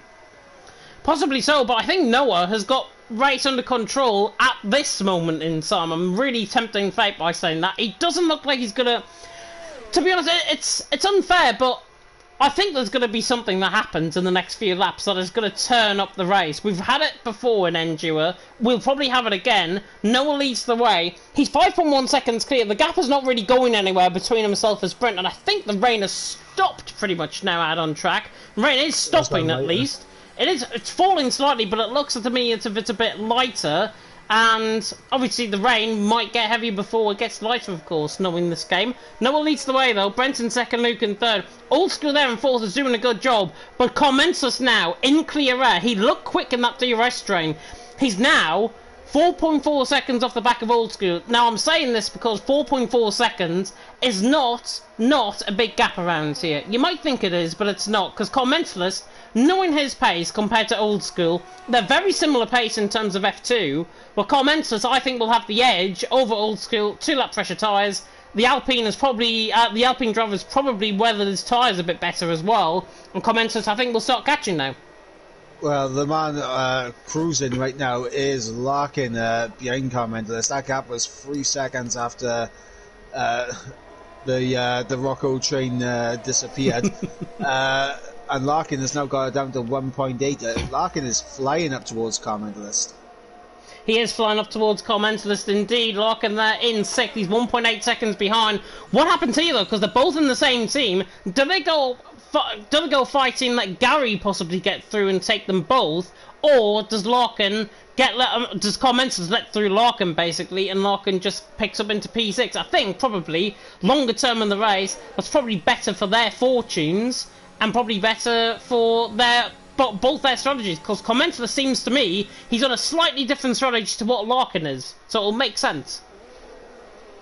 Yeah, and to be honest, probably by the time Larkin catches up to that DRS of Commensalist, I think he'll drop Gary out of DRS, as Gary's already over a second off now as we come into the S's. So I think for Larkin and Commensalist, depends on how they want to play it. Me personally, if I was them, I would try and use each other to kind of tow each other along slightly. Verstappen's just gone off coming through the S section. I was just running on board with him because I thought he was on the back of RJ, which he was, and he's just gone sideways coming out of turn, I think it was through turn 10, 11 complex, through the left-right, and Verstappen went out wide, got caught on the inside curb, and he, I think, might decide to come into the pit lane here. Yeah, Verstappen is in. So Verstappen is into the pit lane. Track is definitely getting a bit wetter coming into the pit lane. It's still quite deceptive, though. Old School in for set of softs. I think Verstappen will probably do the same here as well. He'll go for set of soft compound tyre. And they're going to go 3-stop, because if that rain is going to be falling, like I think it is, it's beginning to get a bit heavier in the pit lane. All of these guys will be going into a set of softs. Lasting out until around, well, if it's 16 laps like Old School has just done, I think my prediction is going to be bang on, around lap 50 for the rain to get heavier. Yes, we are approaching the halfway point, and it's unbelievable we're only about halfway through this race. You might be answering. How is it halfway? It's almost halfway. 34. 34 out of yeah, lap 34. Noah's just picked up another penalty though. That's quite significant later on, longer term. Rocco has just been outdone by Marty further down the field. He's into 14. But honestly, I think I've been commentating half an hour, and it's somehow halfway through the race. I'm a bit shocked, to be honest. This race has actually flown by. Noah leading the way, Brent there in second, Luke in third. I'm on board with Nathan on the back of Killer Blue, 9th and 10th position at this stage. You'd imagine Nathan, 7-lap pressure tyres, is going to outdo Killer Blue, but you could just tell the rain now beginning to have some sort of effect on the track. It's getting a bit greasy, as Killer Blue's just nearly proven through 13, locking up there. Nathan on the back of him is literally on the back of him like a hot rush. The Williams on the back of the Alfa Romeo. This is going to be the easiest move you'll see all night, I think, because Nathan will put on a slipstream. Even though the Alfa Romeo was quick, Nathan's going to use up that ERS, I think, to try and get this move done. Nathan is going to get the move done, and he's through and he's into tonight. I think Old School is going to fill through as well. And actually, do you know what? I think Old School could get the whole lot of them here. Old School on the back of Killer Blue. He lunges it down the inside line. Killer Blue on the outside line goes deep, and now Old School around the outside. Fresher tyres, much better. A little bit of contact. Campbell's going to open up the turbo as well. Now on the back of Sir Ibbowers came into the pit lane on a sort of intermediate compound tyre. Way too early, I think. Campbell on the back of Old School, 10th and 11th, they get the move done on Killer Blue. Nicely job done. But Sir Ibbo, he's got nothing to lose, but perhaps a lot to gain on that set of intermediate compound tyre. I think, though, it's way, way too early. Yeah, Ibbo doing what I've seen many times. He'll take the pain to give us the information in the commentary box. That's what he does. He does. He's in 19th. Clearly he feels it's inters. To me, even though off track it does look like there's more raindrops beginning to affect the circuit, it's not a half bad call, but it looks more greasy than wet out on track, and I think that's the differentiation between the intermediates and the dries, because he's now a lap down. He's just gone for spin coming through turn 12. Nathan, however, on the back of Waluigi, he's going to get the move done. Rain is clearly impacted on the track now. I think we're not too far away possibly from Inters here. Nathan gets the move done on Waluigi, though he's Stooney's into 8th. Now Old School is going to try and close into the back as well. He's got much fresher tyres. The Red Bull going side by side as well. In the background is Major and Marty. The two M's are going to go battered. Oh, as Marty actually comes across on that Major there. Bit of side-by-side contact, and again side-by-side contact, and it's getting a little bit aggressive between these guys. We're watching this, everyone else is at home as well, and to me, it's getting a little bit aggressive between these boys. Marty there in 13th, Major in 14th, not for long though, because there's Justas down the inside line, the Haas on the back of the Red Bull. Is he going to get the move done? Major opening up the turbo again. And to be honest, I think Marty's probably thinking, what on earth is he doing? And Justas is probably thinking exactly the same, because he completely shut the door, as Mike, I think, we're a couple of laps away from Inters here. Yeah, it does appear that way. There's the track is looking greasy, but the rain doesn't appear to be getting much heavier. It's like it stayed stationary for a very long time, so I don't know. I mean, coming towards the end of the lap, it does look a bit heavier, but in the first half of the lap, that's same old as we got new Waluigi into the pits, as we got a Pharrell Fury. Fury, that was, coming through the middle sector into the final sector, coming through turn number 12. I think you were clueless in terms of the yellow flag. You was literally looking at thinking, oh, who was it? But yeah, Pharrell Fury spun slightly coming at the S section of turn number 12. Justas, by the way, has got the move done now on Major, and here comes Rocco, maybe hopping on board the Rocco train again. Down the inside and towards turn number 1, gets the move done on Major. There's a yellow flag in sector 2, that's the Ibble that is round again. He's got onto a set of hard compound tyres, so that's the clear indication that it is not intermediate at this stage in the race. But what I will draw everyone's attention to, battle for second beginning to get going. Luke all of a sudden has begun to cut back up to the back of Brent. Softs, I think, are finding their second wind, and Luke is on the back of Brent coming through the final corner. He's a second off, he's not within DRS range, but it's a lot closer than what it was a few laps ago. Yeah, I did see Luke did get himself underneath a second, I think like 2 or 3 laps ago, but never really amounted to anything. I think he may have made a mistake and dropped back out of that DRS range. But Brent also has lost a huge amount of time to Noah J all of a sudden as well. He's lost a second and a bit to the Mercedes out ahead. He has. Yeah, Noah now 7 seconds clear, and he's looking quite consummate, I think, in terms of his race at the minute. Obviously through the halfway stage now, Noah has got 6 seconds. The only two, it's probably better the ones that go through that haven't got penalties. It's Luke and Larkin that haven't got penalties. Everyone else has. You can see, obviously, on the right-hand side how many penalties everyone has got. Nathan's got 11 and Major's got 15. Everyone else, I think, either on 3, 6 or 9 seconds worth of penalties. Noah leading the way, Brent there in second, Luke in third, and again, at certain parts of the track, coming through turn 6 there, I was on board with Commentalist, coming through turn number 6, it looked a lot wetter compared to what it is down the start-finish road. It clearly feels to me, the rain is beginning to intensify, I think. Are we not too far away from Inters? Because it definitely looks now more likely than so, as Ibba was round coming through turn 5, that it looks to me more Inters than dries. It's beginning to get towards a crossover period. It's definitely coming down a lot heavier now, though. Well, I'm completely on board with Old School.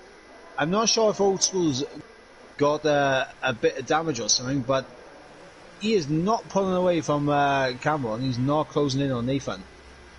Is it the tyres, perhaps? Is it the tyres? That's what I'm thinking. I'm thinking the tyres at the point where that crossover period is making sure that Old School cannot gain, because in the Ferrari, he really should be pulling away from a Haas and closing in on the Williams. Well, I mean, he is pulling away from one and not getting on the other, so he is pulling away from Campbell.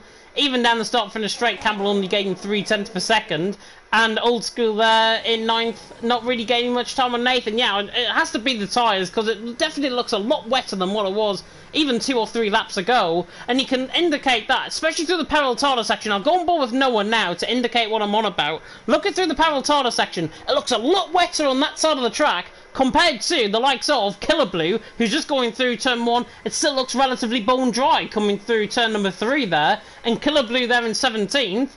He's on that sort of fresh, sort of soft compound tyres, but even through the middle sector it looks more damp. I'm not sure, as I say, if it's the intensity of the rain or if it's just purely the rain now beginning to have an effect on the track. It's quite strange. I just spotted something that was interesting. Noah, I think, has made a mistake somewhere. He's lost he has 2 seconds to Brent.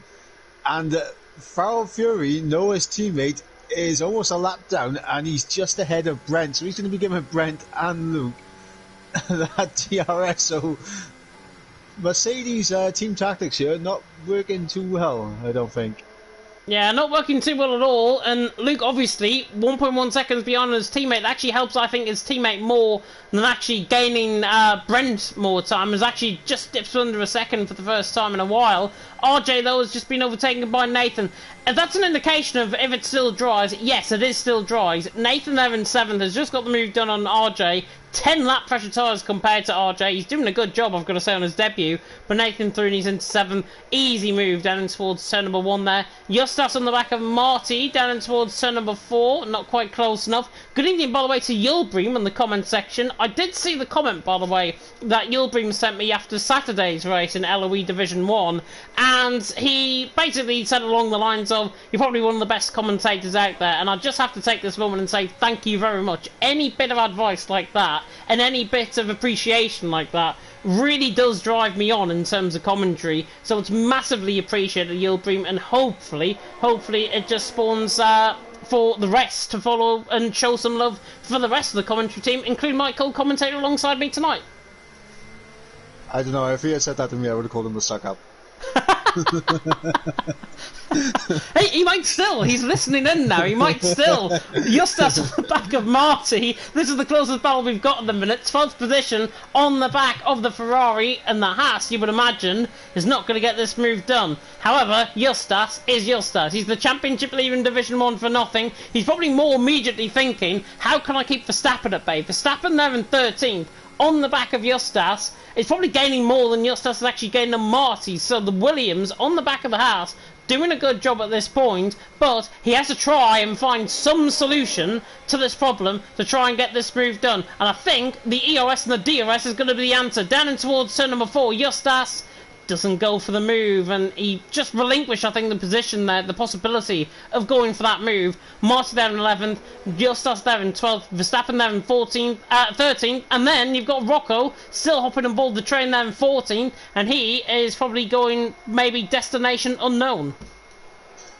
Yeah, there's Rocco there. I just got on board with him. He just caught a big slide on the entry into the S section and lost a bit of time to Verstappen ahead, but yeah, things are starting to calm down now as we wait for these conditions to see what he's going to decide. Obviously, everything is a little bit quiet right now, and I'm not. Well, I think we're happy because we get a break, but It's not going to be quiet, because here comes Nathan on the back of Gary down in the inside of turn number 1. The Williams sailed past the Aston Martin. Gary didn't put much up a fight there. Come on, Gary, I know you're better than that. Nathan through, he's into 6th. Gary there in 7th. Let him through, and Nathan now through. Clearly on better tyres, and I can understand why Gary did that, to be honest. We've got Justas on the back of Marty as well, and the battles. You said it was going to be quiet. It's now just all of a sudden kicked off. You're a total jinx, I think, in this commentary box. Verstappen on the back of Marty is going to get this move done. And look at the Ferrari speed compared to the Williams. The Williams are so much quicker. Verstappen just opened up that turbo in towards turn number 4, got the job done on Marty, so he's 30 into 12th. More happening further down the field, obviously, than up the field. Noah's still leading the way. That gap is extending out. Brent there in 2nd, Luke in 3rd. But Mike, I think, honestly, my prediction, lap 45 to 50, for wet compound tyres or inters at least, as I say, looking at the straight, I don't think we're too far away. Yeah, once again, Scott, you've nailed the prediction for weather conditions. Seems to be the only predictions we ever nail, though, with the weather. I thought of it, though, in a bit of, like I normally do. I overthink things, and I literally thought, oh yeah, it's going to be around 60 minutes into the race. To me, that's normally around lap 50. So yeah, Nathan on comments, let's get the job done. Yep, Nathan down the inside, comment is going to have to tuck in behind us. Old School gets past RJ in the back as well. So Old School finally starting to make up some positions. He has managed to get away from Campbell finally. For him, it was looking pretty bad for him at some point. I'm confused though of what was going on with Old School. It seems like his tyres are now starting to come into it a bit. Oh! As Verstappen's around. He is. I think he just got caught on the curb though. He's got the car back going again in the right way. Only lost 2 positions. Still, I think that'll leg him on a little bit to not do that again. I think he just took too much curb on the inside of turn number 3. Just ran over the curb too much, and that's why he got round. And maybe the white lines beginning to interfere. Obviously, with the rain now falling on the white lines, it obviously gets quite treacherous if you go on that white line, especially coming through turn number 3. And I think that's why we saw Verstappen spin there in 14th position. He has dropped down 2 positions on the back of Rocco and Marcy, who are now the closest battle out on track, and it has gone all so quiet. So I think I would play that song, but no, I'm not, because I'll probably get copyrighted. Noah leads the way, Brent there in second, Luke in third, but it has gone all so quiet out on track. But what are we in for in the final third of this race? Rocco was coming into the pit lane. This is going to be interesting. And he actually needed questions the pit wall. He clips the polystyrene board. I'm not sure if a bit of front wing came off there. Let's have a look coming into the pit lane. There is no front wing out there, luckily for him. And he's going to a set of soft compounded tyres. So another one that clearly feels that it is going to rain and intensify before the end of the race. As I say, it looks to me, the raindrops falling over as Major, interestingly, goes completely the right way around and goes for a set of inters. It clearly looks to me though, Mike, in the pit lane, certainly from my perspective, rain's getting heavier again. Yeah, let's jump on board with Major just to see what the spray is like on these tyres. And to see if he's gaining. It looks a lot wetter down the straight. Just even on visuals, it looks a lot wetter down the straight. He's got through turn 1 at least, okay. It still dries. Yeah, it still dries. He's lost half a second just through... look how much time he's hemorrhaging the Rocco up ahead. But longer term, though, if the rain is to intensify in the next 5 laps, is what my prediction will be, Major, I think, has done this call, I think, completely right, because he's going to pick up the pace, everyone's going to falter in front of him, and Major, obviously, he's still going to be probably in 17th, but longer term, I see why he's done it, as Old School has got the move done on Gary running down towards turn number 1, so he's thrown these into 7, and finally, it seems like his tyres are beginning to pick up the pace once again. He dropped off slightly, maybe holding something back, and Old School there, thrown these into 7th, Gary there in 8th position. Oh, these curves are getting absolutely treacherous to these guys now. Gary, all he did was clip it and he almost goes around.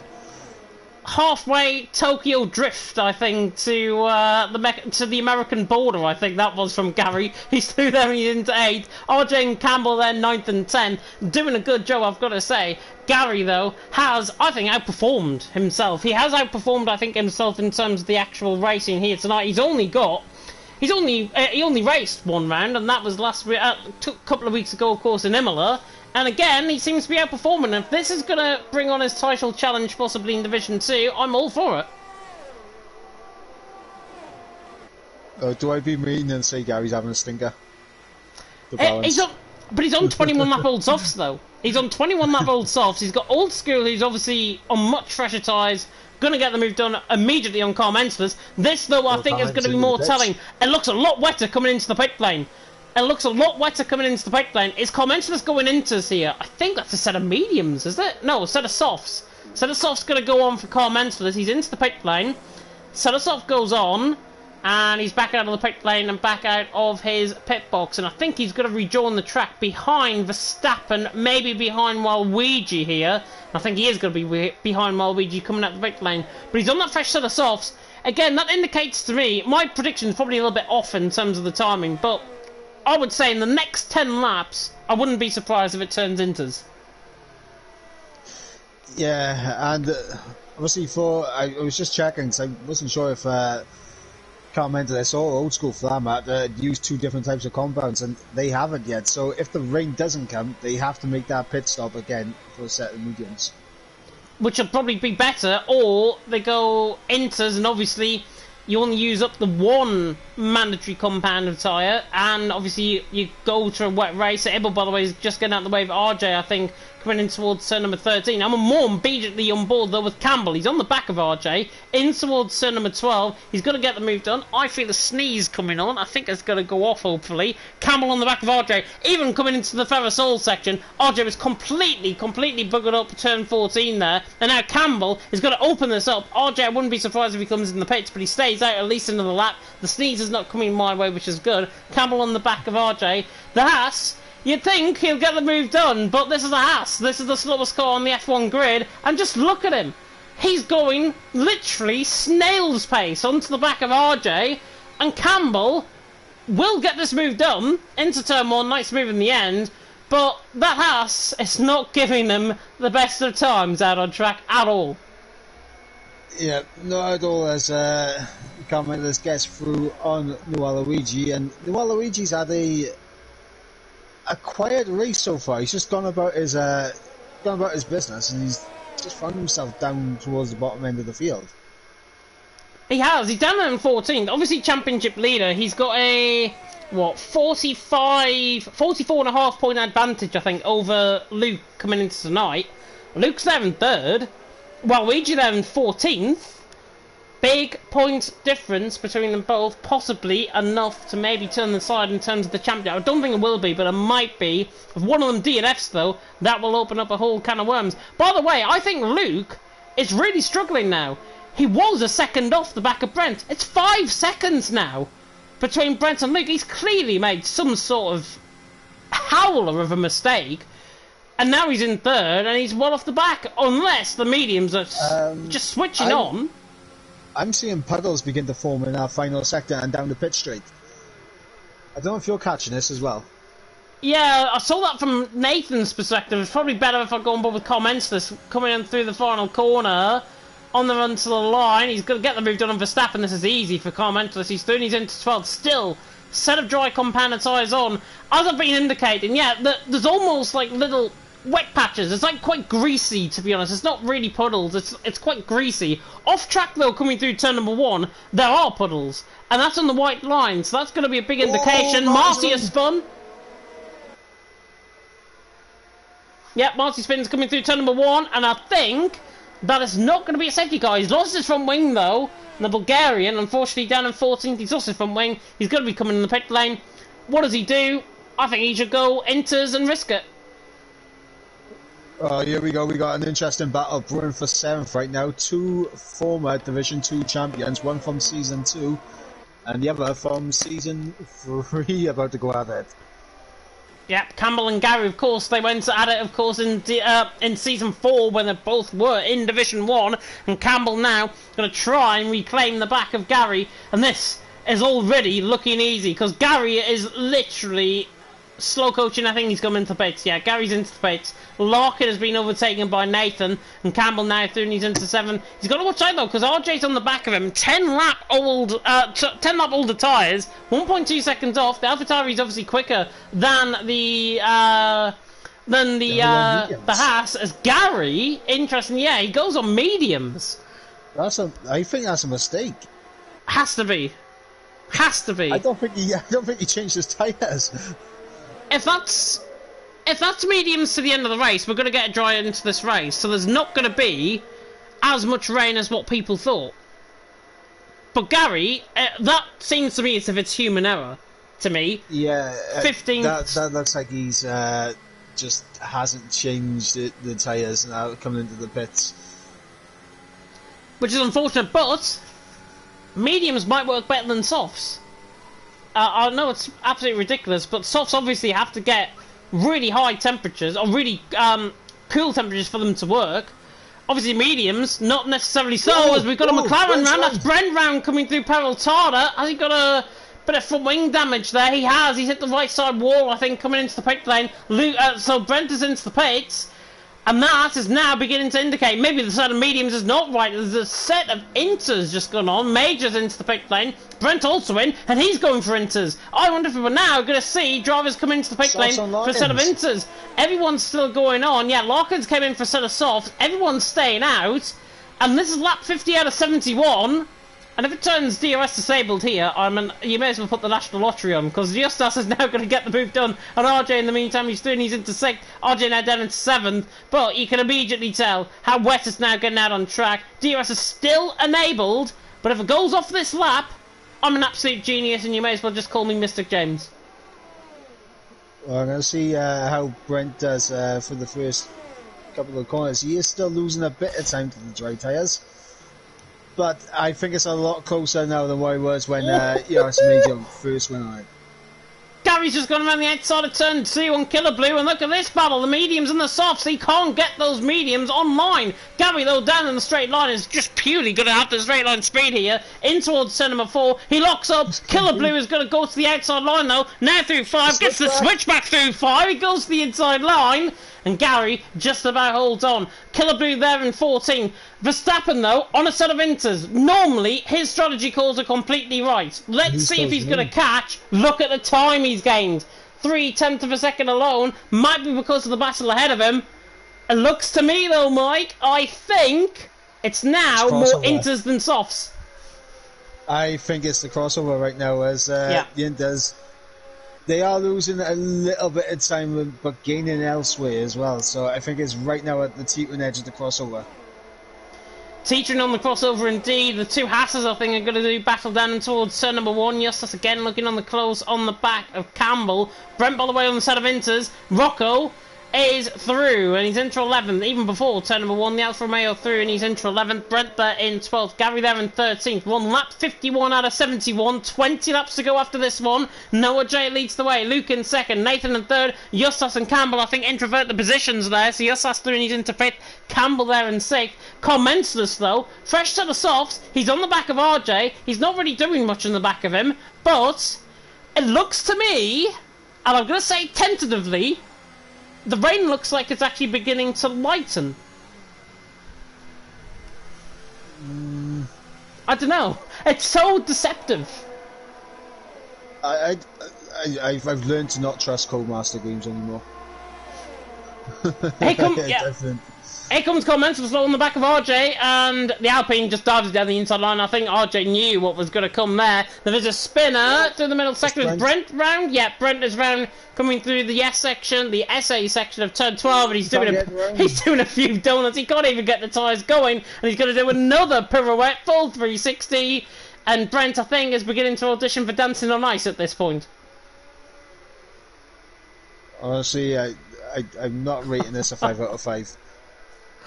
Not even a 5 out of 5. I think it's a 0.5 out of 5, to be honest, from Brent. He's still trying to get the car going, though. On that set of inters, if he finds a wet piece of track and he goes for it again, this is literally like watching Bambi on ice. That's the best analogy I could probably use. He's got the car going again, tempt to fate, and he's got it to the wall, he's out of the race! No. Brent's out of the race. That might deploy safety car, you know.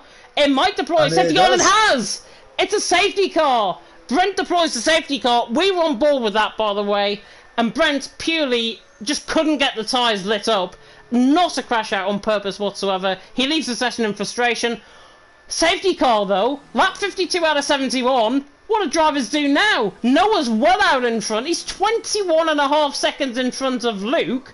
Somehow. He's going on inters. And he's going on inters. So he goes on inters. Luke... It's going to be interesting. What do they do? Larkin and commenters, for me, have to stay out unless they think it's going to be inters. They have to stay out, and they can gain so many positions. Still, I think it's the crossover period. Verstappen was losing time rather than gaining time, only by around a second a lap. Luke is into the back lane set of inters. Nathan also in. Old School also in. So the front guys are coming in. Hassan got a double stack as well. And...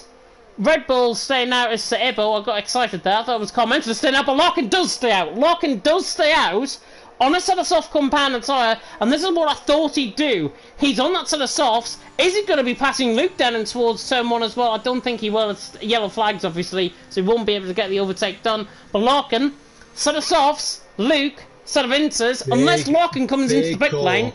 Yeah, unless Big call in the pits for Justas. He's gone for a fresh set of softs. Big call, and he's ahead of Car Mentalist as well, and obviously Justas looking to try and get some results out of this race, it seems, there in 6th.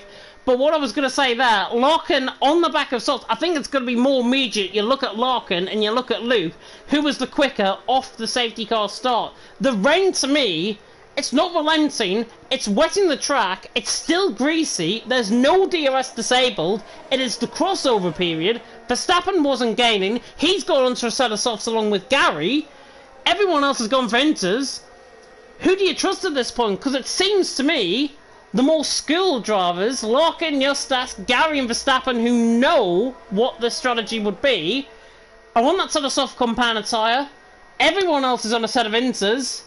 And I'm not saying they've probably outskilled them in terms of the strategy, but for me, I think they've made the right call. I think it depends on how long the safety car stays out for and what the weather does. Because to me, as you were mentioning, it does look like it's lightening up a bit, but the track is still pretty damp. And as long as it continues to rain, it's going to get even more damp. It's so greasy. Larkin, by the way, if he had any intention of coming into pit, and he would have come in that lap. He hasn't. He clearly feels that the rain is going to be here for the rest of the race at the same intensity, and he's going to be on the softs, and it possibly could drive towards the end of the race. Because I just got the first sense of Ibba was letting Marty through. Hopefully that doesn't cause any glitches or anything, and any 5-second penalties. But Larkin, for me, the sun was just glaring through there, coming through turn number 3. It's the first sign I've actually seen of the sun in 54 laps of this race, to be brutally honest, and even since qualifying. But Larkin, I think, has made possibly the biggest call of his league racing career. Will it pay off for him? Time will tell, as maybe around the safety car for another lap, I think. Maybe even another lap after this, I'm not sure. I think Power Fury will probably be able to catch up by the end of the next lap, I think.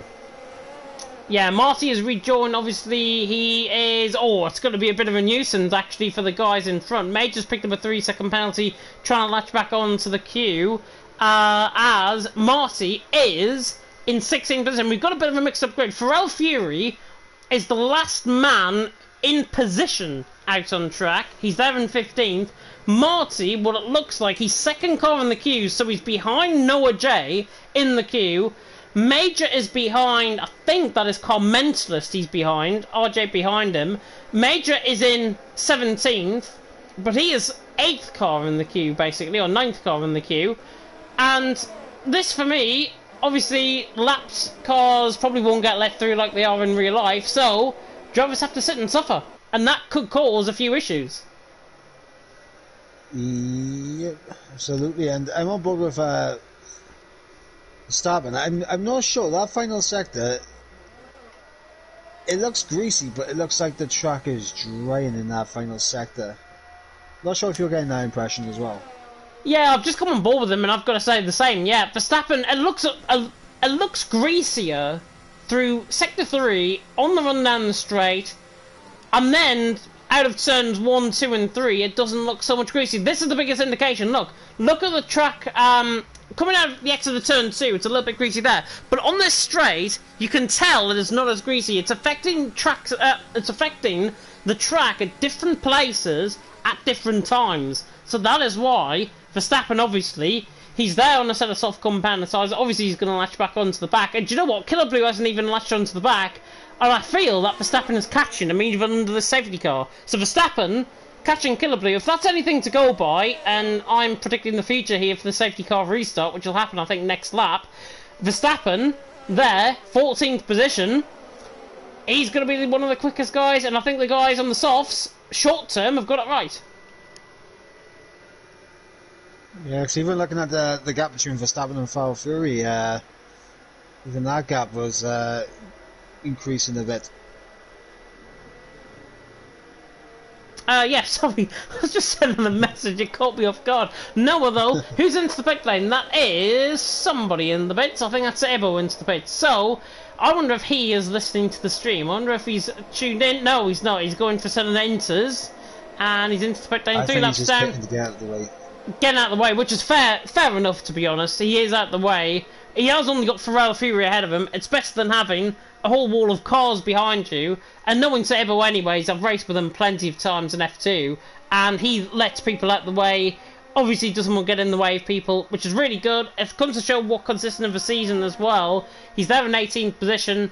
He's at the back of the field. He's 3 laps down. But as you said right at the start of the stream, Mike, and probably at the start of the qualifying, every single lap counts for points, and every single position counts for points as well, and Sebo never is one to give up, as I think he's looking to try and let Pharrell Fury through here, but he won't, because obviously it's yellow flags, and he'll pick up a 5-second penalty if he does. Yeah, as Pharrell Fury, he may be a little bit upset that he's got to sit behind Ibo on the restart, but I think he would feel a bit better if he was behind Verstappen instead of behind Ibo for the restart, but it would done his best to get out of the way.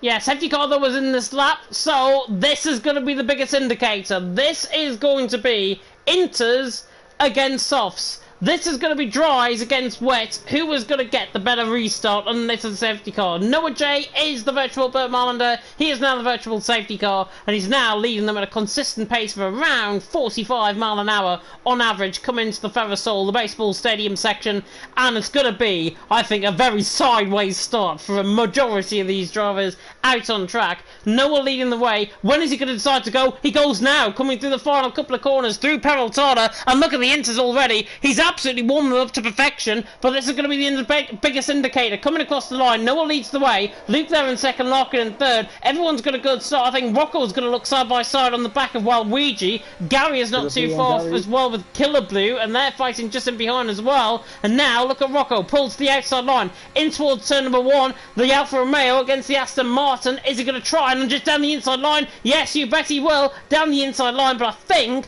Waluigi's going to outdo him in terms of pace. He does. And Mike, look at Larkin's pace. He's off the pace, and now Nathan is right on the back of him. He's side by side with him, down in towards turn number 4. He's on the outside line, the Williams on the Alpine. The Alpine has not got the good start, and if that's any indicator, it is probably inters rather than softs. Yeah, we'll wait to see just a moment as we got a spinner, and that is, I believe, Marty. That's gone around us. Verstappen and Gary having a bit of a tango there for P13.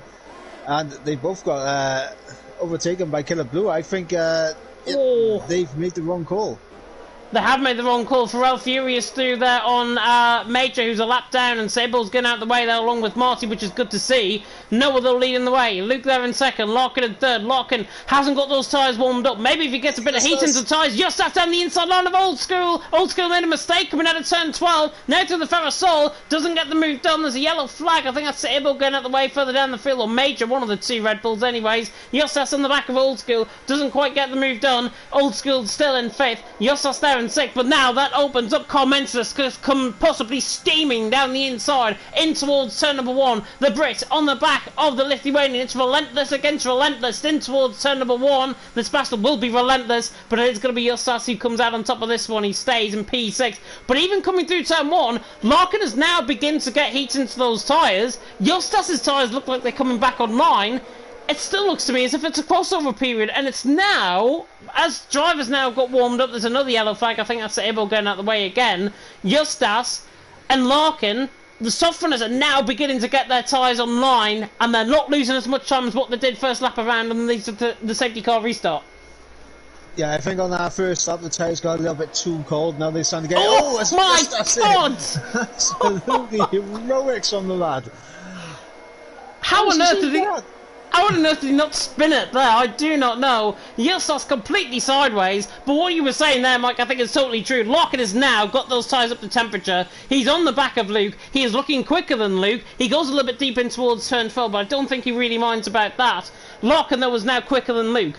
Noah's pulling away. He's got that gap obviously over Luke there in second, Larkin there in third, Nathan there in fourth. Listen, it's going to be a crazy ending to this race. We've still got 13 laps to go. DRS is enabled, and there you go. That is the indicator. It is still dry. He's out on track, even with the rain falling since lap 6? I think the rain started falling, something like that. Larkin there in third, Luke there in second, and Luke's going to come under all sorts of pressure down from Larkin and behind. Yeah, I think with Luke, he's going to hope that he prays that it just gets a little bit more damp now over the next couple of laps, just to stop the progress of Larkin, because Larkin, he's got those tyres heated up now, and it's looking like in certain parts of the track he's a lot quicker, and I think in this first half of the track it's kind of equalised. Middle sector for me looks the strongest, I've got to say. It looks less damp out on track, and this is it. Larkin coming through the middle sector will prove me right, I think, here. Through the middle sector, it looks greasy, but it looks quick still, and Larkin gains the time, and that is the best indicator possible. He gains 2 tenths per second. DRS now enabled. He's going to close up to the back. The Alpine obviously is quicker than the McLaren in a straight line, and that is going to come to blows. Justas on the back of Old School as well. In terms of the penalties, by the way, I thought I'll give you an update now. Luke is the only one that hasn't got a penalty. Everyone else has. You can decipher who has got what penalties. Major is in serious trouble of getting possibly disqualified from this race. He's on 27 seconds worth of penalties. Justas, though, is more immediately on the back of Old School. DRS is now disabled. Last lap around it was enabled, and now it's disabled. Noah leads the way. Luke in second, Larkin in third. It's still crossover period. Larkin on the back of Luke's not close enough. Justas still waits. He's on the inside line. The rest of waiting down the inside of the Irishman, doesn't get the move done, and the Inters come out on top, and actually Justas is going to send it. Look at this switch back for a century. Justas on the outside line gets the move done. Then a switch back and a half from Justas. He timed that to perfection. Old School those on the outside line. Remember, no DRS is enabled, and now Old School to the outside on a 4. Justas goes very deep. He collides with him, and Old School down the inside line. Look at Commenceless down the inside of both of them. I don't think he's going to launch it. Possibly he'll open up coming out of turn number 6. Nathan 4th, Old School 5th, Justas 6th. Commenceless is literally rubbing his hands in that cockpit and thinking, you know what, if you two battle as Justas picks up another penalty, if you two battle, I'm going to pick up the positions. Yeah, and it looks like the track is getting damper as Larkin didn't gain so much in the middle sector this time around. And we're seeing now the track is getting... it looks like it's raining less.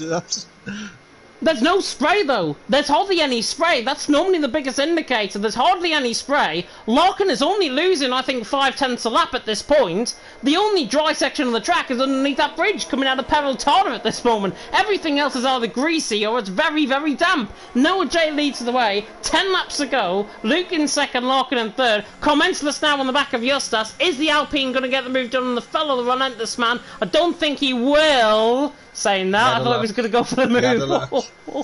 He had a look, he faked it though, and Justas just slightly out of sync there, coming through turn 1, now through turn 2, 3, and that Commenceless on the back of him. This might be easy if he pulls out of the slipstream. He looks to the inside line, Justas gifts him this position, I think, and Commenceless is now through Shirley, down the inside, eventually gets the job done. He's into 6th. Nice move there. Yep, Commenceless getting through now, and this is what I was talking about, like the first half of the lap. Looks like it is Inters, and then in this middle part to the end of the lap is where Larkin can somewhat keep with him, but he's not gaining the time that he was previously for this section.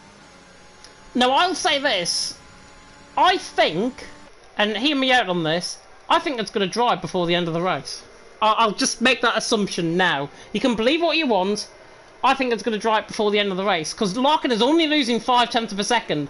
That indicates to me it's going to get drier before it gets even wetter. And look at the rain. Through the final sector, the rain is easing. Once again, Larkin is not really losing control of his tyres. And if I might just play the absolute blinder of the century if I'm saying it's going to dry up before the end of this race. If it hasn't, it's still, I think, Larkin's possibly to lose in terms of the podium. He's there in third, Commenceless on the back of Old School in the background. Yep, the Alpine through on the Ferrari, down the inside line, gets the job done. He's through and he's into 5th, and Commenceless if I have to use a really bad pun here, I have to. He's absolutely excelling out on track. Oof. That's that was a tough one. That is a tough one. We'll let that sink that one in for a bit. RJ, speaking of Excel, on the back of the relentless man of Justas, doesn't get the move done. And speaking of Excel, Rocco down the inside of Waluigi tries to get the move done through 4. Now around the outside of 5, the sun is beginning to glare through. This is the first biggest indicator. The rain is now easing off. Is it going to dry before the end of the race? I do not know. Waluigi and Rocco, though, are side by side coming out of turn number 5 and 6. Doesn't get the move done there. Waluigi in 10th, Rocco 11th, Killer Blue in 10th. I'm now sweating up. Noah J leads the way. Luke in 2nd, Larkin in 3rd. Noah, by the way, has a clear air. He hasn't had anybody to trouble him, and he's 5 seconds clear. He's been absolutely imperious tonight. Yes, but he also has 12 seconds of time penalties, which, as it stands, is going to cost him massively. He'll gain 12 seconds before the end of the race, I think. We'll see. We'll see.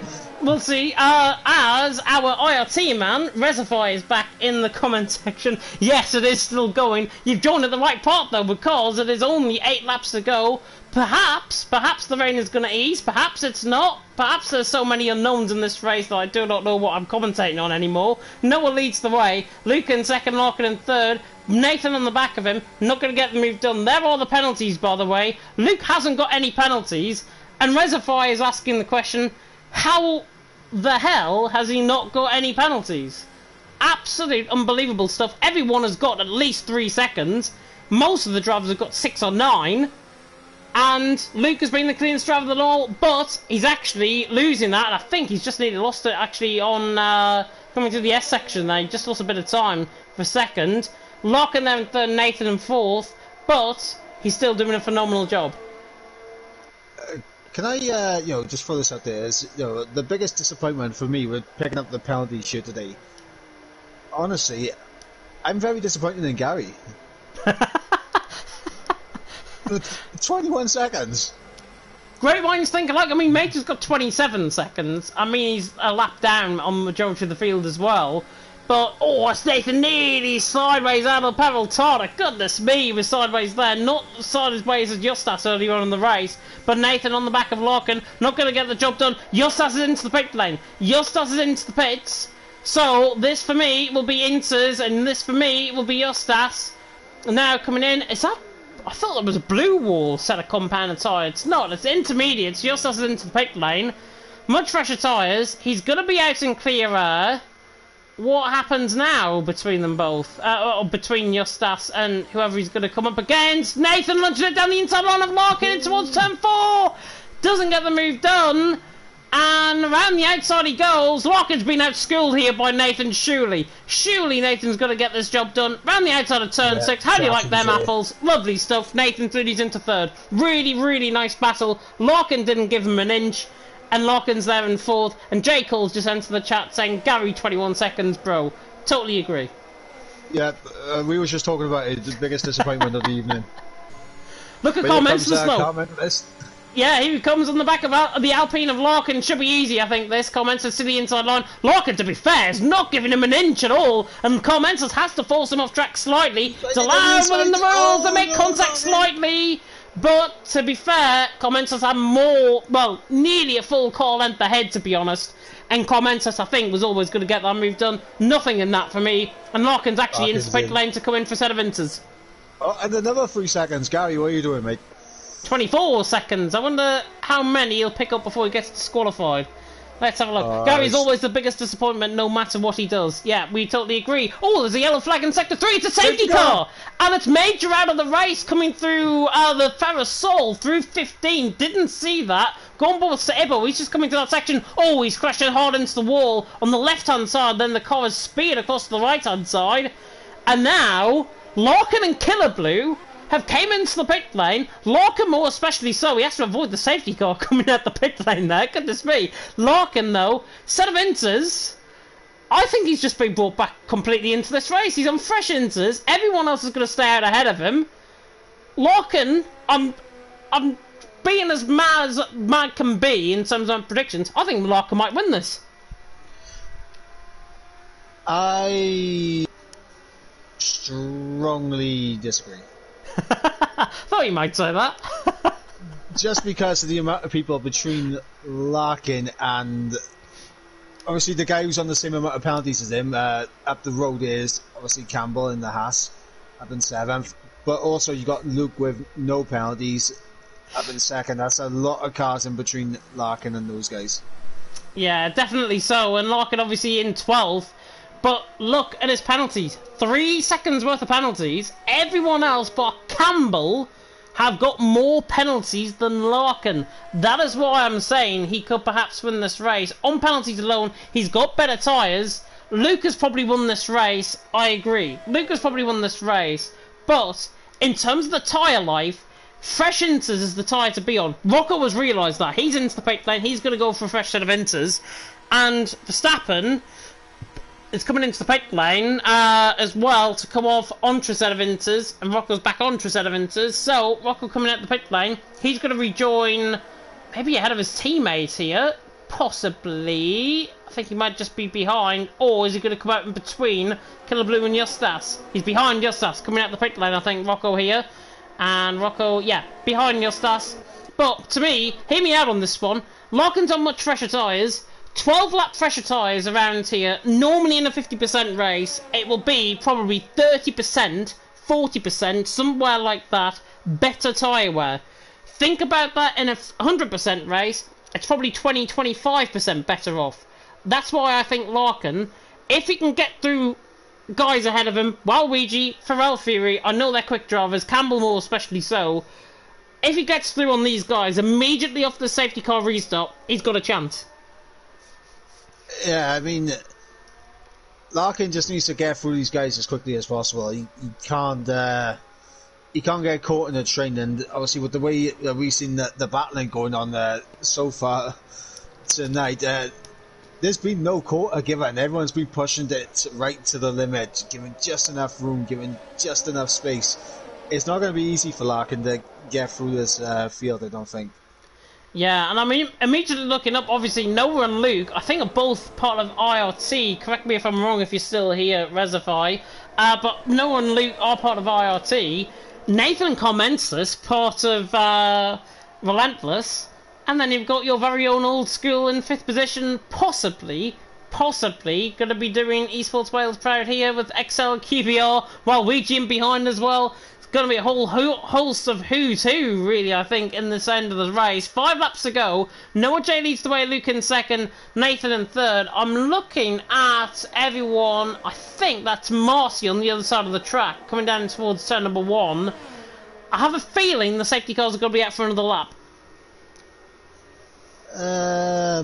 Potentially. I'm not sure. They might just latch on just before the end of the 2nd sector. I'm not sure though. Have to wait and see. Could be a late call as well with the safety car. Yeah, it could be a late call, but judging by how Marty's coming through turn number 3, Noah J's backing up the pack enough. He thinks that the safety car is going to come in this lap. I think it's not. If it doesn't, if the if the safety car, I should say, doesn't come in, Noah thinks the safety car is going to come in. He needs to speed up because he's not. It's not going to come in this lap. Correct me if I'm wrong. It's only the Ferrosol. It could be a very late safety car call though through 14. And now Noah speeds up. He's been told he was going too slow. So Errol's got to drive through penalty for speeding under the safety car. I don't know Absolutely how. flying. This is why everyone loves Ibbo. He's too quick for the safety car. Like, the safety car doesn't know what he's doing. I'm laughing at it in the context though. Noah had to catch back up the safety car. He was going too slow, and then Sebo was going too quick, and he picks up a drive-through penalty. Couldn't make this game up, to be honest. Noah leads the way, Luke in 2nd, Nathan in 3rd. What we will get, though, 3 laps of all-the-way action right to the checkered flag. Hopefully it's going to be a good ending to this race as well. You've just tuned in at the right point if you are watching LOE Endure here tonight. If you're not and you're joining, go and watch the first 71 laps before you come back and watch the final 3. You'll probably watch it in about 2 hours' time. Noah leads the way, Luke in 2nd, Nathan in 3rd, Jordan saying Ibble does what he wants, but J. Cole saying, and I think this is probably the more pressing battle, Comments against Old School. This is going to be quite interesting. Yep, and not only that, I mean, you got RJ in the mix as well. Obviously, he's level on penalties. For Carl Mentelis, I think he's going to be less focused on old school, more focused on trying to get Nathan on the restart. He will be. But judging by Commensalis's pace, though, he's in a better car. He's in the Alpine. Nathan and the Williams. McLaren, obviously, if Luke has got no penalties. Commensalis, for me, has been, I think, in terms of pace, probably one of the best drivers. Apart from Noah James, obviously in the Mercedes, Commensalis's has been the best driver, I think, out on track in terms of pace. And correct me if I'm wrong, but he has been really, really good in fourth position. Could perhaps win this race. Noah J, though, is now once again the virtual safety car, the virtual Burt Barlander, and now he is going at a pedestrian 35 mile an hour on average, coming through into the Ferrasol. I think he'll probably try and open up the taps coming out of Peraltada, I think. Coming out now through 14, he's winding up from the front. He is going to go up Peraltada this time, though. And now he says go into the apex. Wrong way to go, though, and he nearly hits the wall coming out of Peraltada. He absolutely misjudged that. And now Nathan goes around the outside of Luke. And does he pick up a 5-second penalty as a result of that? But still on the yellow flags. That's very strange. And Campbell's picked up a penalty as well. Luke, though, on the back of Nathan, pulls the inside line. Nathan, I think, was aware he was going to get that 5-second penalty. The front three have absolutely exploded away. Commensalis was the one that caught completely out under the safety car restart. Noah leads the way. Luke in second, Nathan in third. Larkin and Pharrell Fury side by side further down the field. The Alpine gets the move done on the Mercedes. Killer Blue there in 11th, Yossas there in 12th, and now Killer Blue on the outside line on the Mercedes. Tries to look to the outside line. Is he going to get the move done into the into the first sector, in the end of the first sector, through turn 4, he goes too deep, Killer Blue. He's on the inside line though, and there's no contact, and he stays there. Now Yossas are going to try and have a go, he doesn't. Noah leads the way though, Luke in second, Nathan third. Front three, mastered that start. Commensalis, the one I thought might get a really good start, didn't. So I was on board with Carl Mentelis. He really backed off the top three coming through the final couple of corners, and it almost looked like he was just trying to give himself a nice bit of space as Larkin picks up that 3-second time penalty, and that takes away the opportunity for him to fly up the order with penalties. And so Ebel, remember, has got to serve up that drive-through, even though he's down in 17th and he's 3 laps down. He's still got to serve that up before the end of the race. Noah leading the way. He has looked imperious out on track, but here comes Nathan on the back of Luke. 2 laps to go here in Eloise Endure. Nathan on the back of Luke. On the back of him. Is he going to try and get the move done? I don't think he's going to be close enough. He's not really catching on the run down towards turn 1. He's not going to get past him. Somebody that might have further down the field, Gary and Verstappen are going to go at it, perhaps for the proverbial wooden spoon. Larkin side by side with Waluigi down towards turn 1 as well, and Larkin gets the move done. So, no strings attached there from Larkin. He's through and he's into 8th. Waluigi there in 9th. Verstappen through on Gary as well, and he's into 14th. But Noah leading the way. Luke now in 2nd, Nathan in 3rd, and Campbell apparently is going to be on the podium in terms of the Haas. Looking at the penalties, 6 seconds. I don't think he will be. No, it's very close. I think Nathan right now starts our final podium position as it currently stands. See if Noah can break that 3 seconds, and he's only 6 tenths away from doing it, then Noah J could potentially stay on this podium here. He still could be on the podium, but he's got RJ in front of him. He's got Larkin behind. He's on much fresher tyres, and I think if anything, Larkin is probably going to get Campbell eventually on the final lap of the race. That's what I think is probably going to happen. Noah leads the way. On to the final lap we go. The final 4.3 kilometres here at the Autodromo Hermanos Rodriguez is about to take place. Noah around the final corner to lead. He's probably got the race win inside, but Nathan gets very, very sideways out of Peraltada, and now Nathan's going to come running at Luke down towards turn number 1. Gary re-overtakes Verstappen, who I think made a mistake out the final corner, and Nathan is not close enough to the back of Luke, and there Campbell is going to be overtaken by Larkin. Larkin doing he's into 7th, so Larkin now doing he's into 7th. That is big. If he had a 3-second penalty, he could have been perhaps on the podium. He's got 6 seconds, he could still be on the podium, but he only has to rely on drivers more picking up with penalties in front of him. Still, though, 3/4 of a lap to go. Gary's really trying to hit 30 seconds of time penalties, isn't he? I think that's 27 now. 27 for Gary. Nathan was attacking on the back of Luke in towards turn number 4. He wasn't quite close enough, but Noah has absolutely excelled out on track. He's going to be outdone in terms of the penalties, and do you know what? I think Campbell might get on the podium, actually, because Noah's 12 seconds. Noah, though, he is coming around into the final couple of quarters, through to the baseball stadium section for the final time. The rain still teems down here in Mexico. He has looked imperious, though, Noah J. He will take the win out on track. It's going to be Luke, I think, that's going to take the win on penalties. Noah out of the final corner in what has been one of the longest and most arduous races I think I've ever commentated on. Noah around the final corner here in Mexico to win in Eloy Endura, but Luke, I think, is going to finish in second, but he will pick up the win on penalties. Luke to the line, wins, Commentalist in second. Noah in the end is third. He's not off the podium. Yeah, but Noah able to cross the line with enough of a gap to stay on the podium. Nathan just missing out on it. I think that that snap onto the final lap dropped him out that window. And Larkin, what could have been if he didn't pick up that penalty? And Abel's doing some donuts in the baseball stadium section. Clearly feels if he's won the World Cup. He hasn't. He hasn't, unfortunately. Sable there in 17th. I've just done him dirty, haven't I? Sable in 17th, doing some flash photography, I think, for the cameras there with the spins and the what's the word I'm looking for? Is he picked up another 3-second penalty? He's still got to serve a drive-through, by the way. Oh no, he already has. 21 seconds across the line. He finished down there and he crashed into the back of the Williams. That's not the best thing to see at the end of a race. Drive of the day, awarded by the in-game fans, is Larkin. Gary Donegan's come back to haunt us, I think. No, Gary's going to be annoyed. Gary will be annoyed. I think, yeah. He will be annoyed. He'd be more annoyed, I think, at his penalties rather than Larkin trying to outdo his absolute, well, really good looks out there on track. There you go. Yes, I have just said that. As, of course, taking to the top step of the podium, we'll run you through the grid order now as the podium celebrations go on there. It is Luke, of course, that took the win, took the fastest lap as well.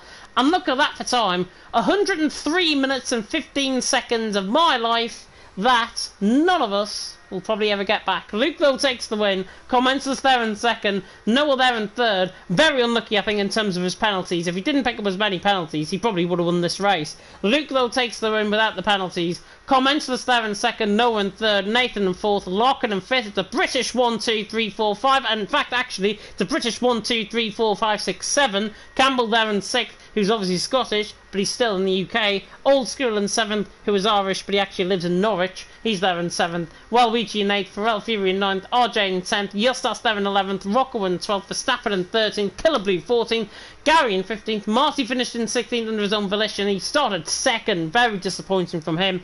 Sable there in 17th, Major and Brent, only the 2 DNFs out on track. And actually, Gary is joint wooden spoon in terms of penalties with Major, because they both picked up 27 seconds worth of penalties. Yeah, but I say Gary deserves the wooden spoon for that one, just because he did more. Bottle. He's the one we're surprised at for getting that many. He's the one we're surprised at, but he's a complete and utter bottle nonetheless. So that is why I think we're going to give Bottle of the Day to XL Gary. Well done. Luke takes the win though, Commenceless in second, Noah in third. Do we normally do interviews? I tend not to, because obviously unless people want to do interviews, but I tend not to, just because like after 100 minutes of racing, everyone's absolutely shattered. That's absolutely fine. I think. Yeah, we're both shattered as well. I think our voices probably can't take any more of a hit, to be honest, after that. Luke, though, takes the win, Commences in second, Noah in third. And if my mind actually serves me right, Luke, by the way, I totally misjudged it. I said earlier on in the stream that there were 6 different winners. There wasn't. Luke, of course, has taken 2 wins, now is third. And, with Waluigi finishing 8th, he takes the, I think, am I right in saying he's 30, either close to the championship or... 38-point gain he's got on him. 38-point gain, and Waluigi 42.5, so it's actually 4.5 points separating at the end of the race going into a couple of weeks' time in Japan, which I think you're going to be racing, perhaps. So that's my favourite track. Sorry, Suzuka. Suzuka. I thought you said bazooka. Goodness me. No. Don't want to be getting foot cream advertised here on League of Europe. Goodness me. You had to go there, didn't you? I did. Bazooka that Faruka, bazooka that Walt. Or Suzuka that Faruka, Suzuka that Walt. There you go. But Luke takes the win, comments us in second, no in third. Of course, we'll skip the interviews, we will finish off here. Absolute privilege to commentate on LOE Endure. Maybe not the last time I commentate on LOE Endure as well. If there is a space for me, I'd love to probably do a little bit more of commentary. My first 100% commentary as well. No, I was going to call you Noah because I was scrolling on Noah's name. Mike, of course, has done many 100% commentaries before me, and it's been an absolute privilege. Gained a lot of experience, I think, from it, and hopefully you guys all enjoyed it at home, which is the biggest part of that. And we'll probably end off the stream here as well. More action to come on the League of Europe channel, of course. PC, which I think is now complete, normally runs on Friday. With the attendance, I think that got done. KangoCon got awarded champion, so well done to KangoCon on that. More action to come. Have to promote my own tier first. Division 1, of course, 6:30 UK time. You can also watch Division 3 and 4 at the same time at 6:30 UK time. And, of course, Division 2 and Division 5 at 8:10 UK time. And, Mike, what is the track? For this week in LOE. For this week in LOE? Ooh, 2 seconds. I thought you were ready with it. Oh, I put you on the spot. I'm already. I'm at the loop, but it is Spa-Francorchamps as we go to Belgium for round 10. Lovely track, and hopefully we'll be getting not rain, but 22 laps worth of great action, of course, in all 5 tiers here in League of Europe. That is it from us. I'm going to end off with these 4 very valiant words, I think, that we all can associate with at this time. We stand with Ukraine. Thank you so much for watching, and until next time, goodbye. Right.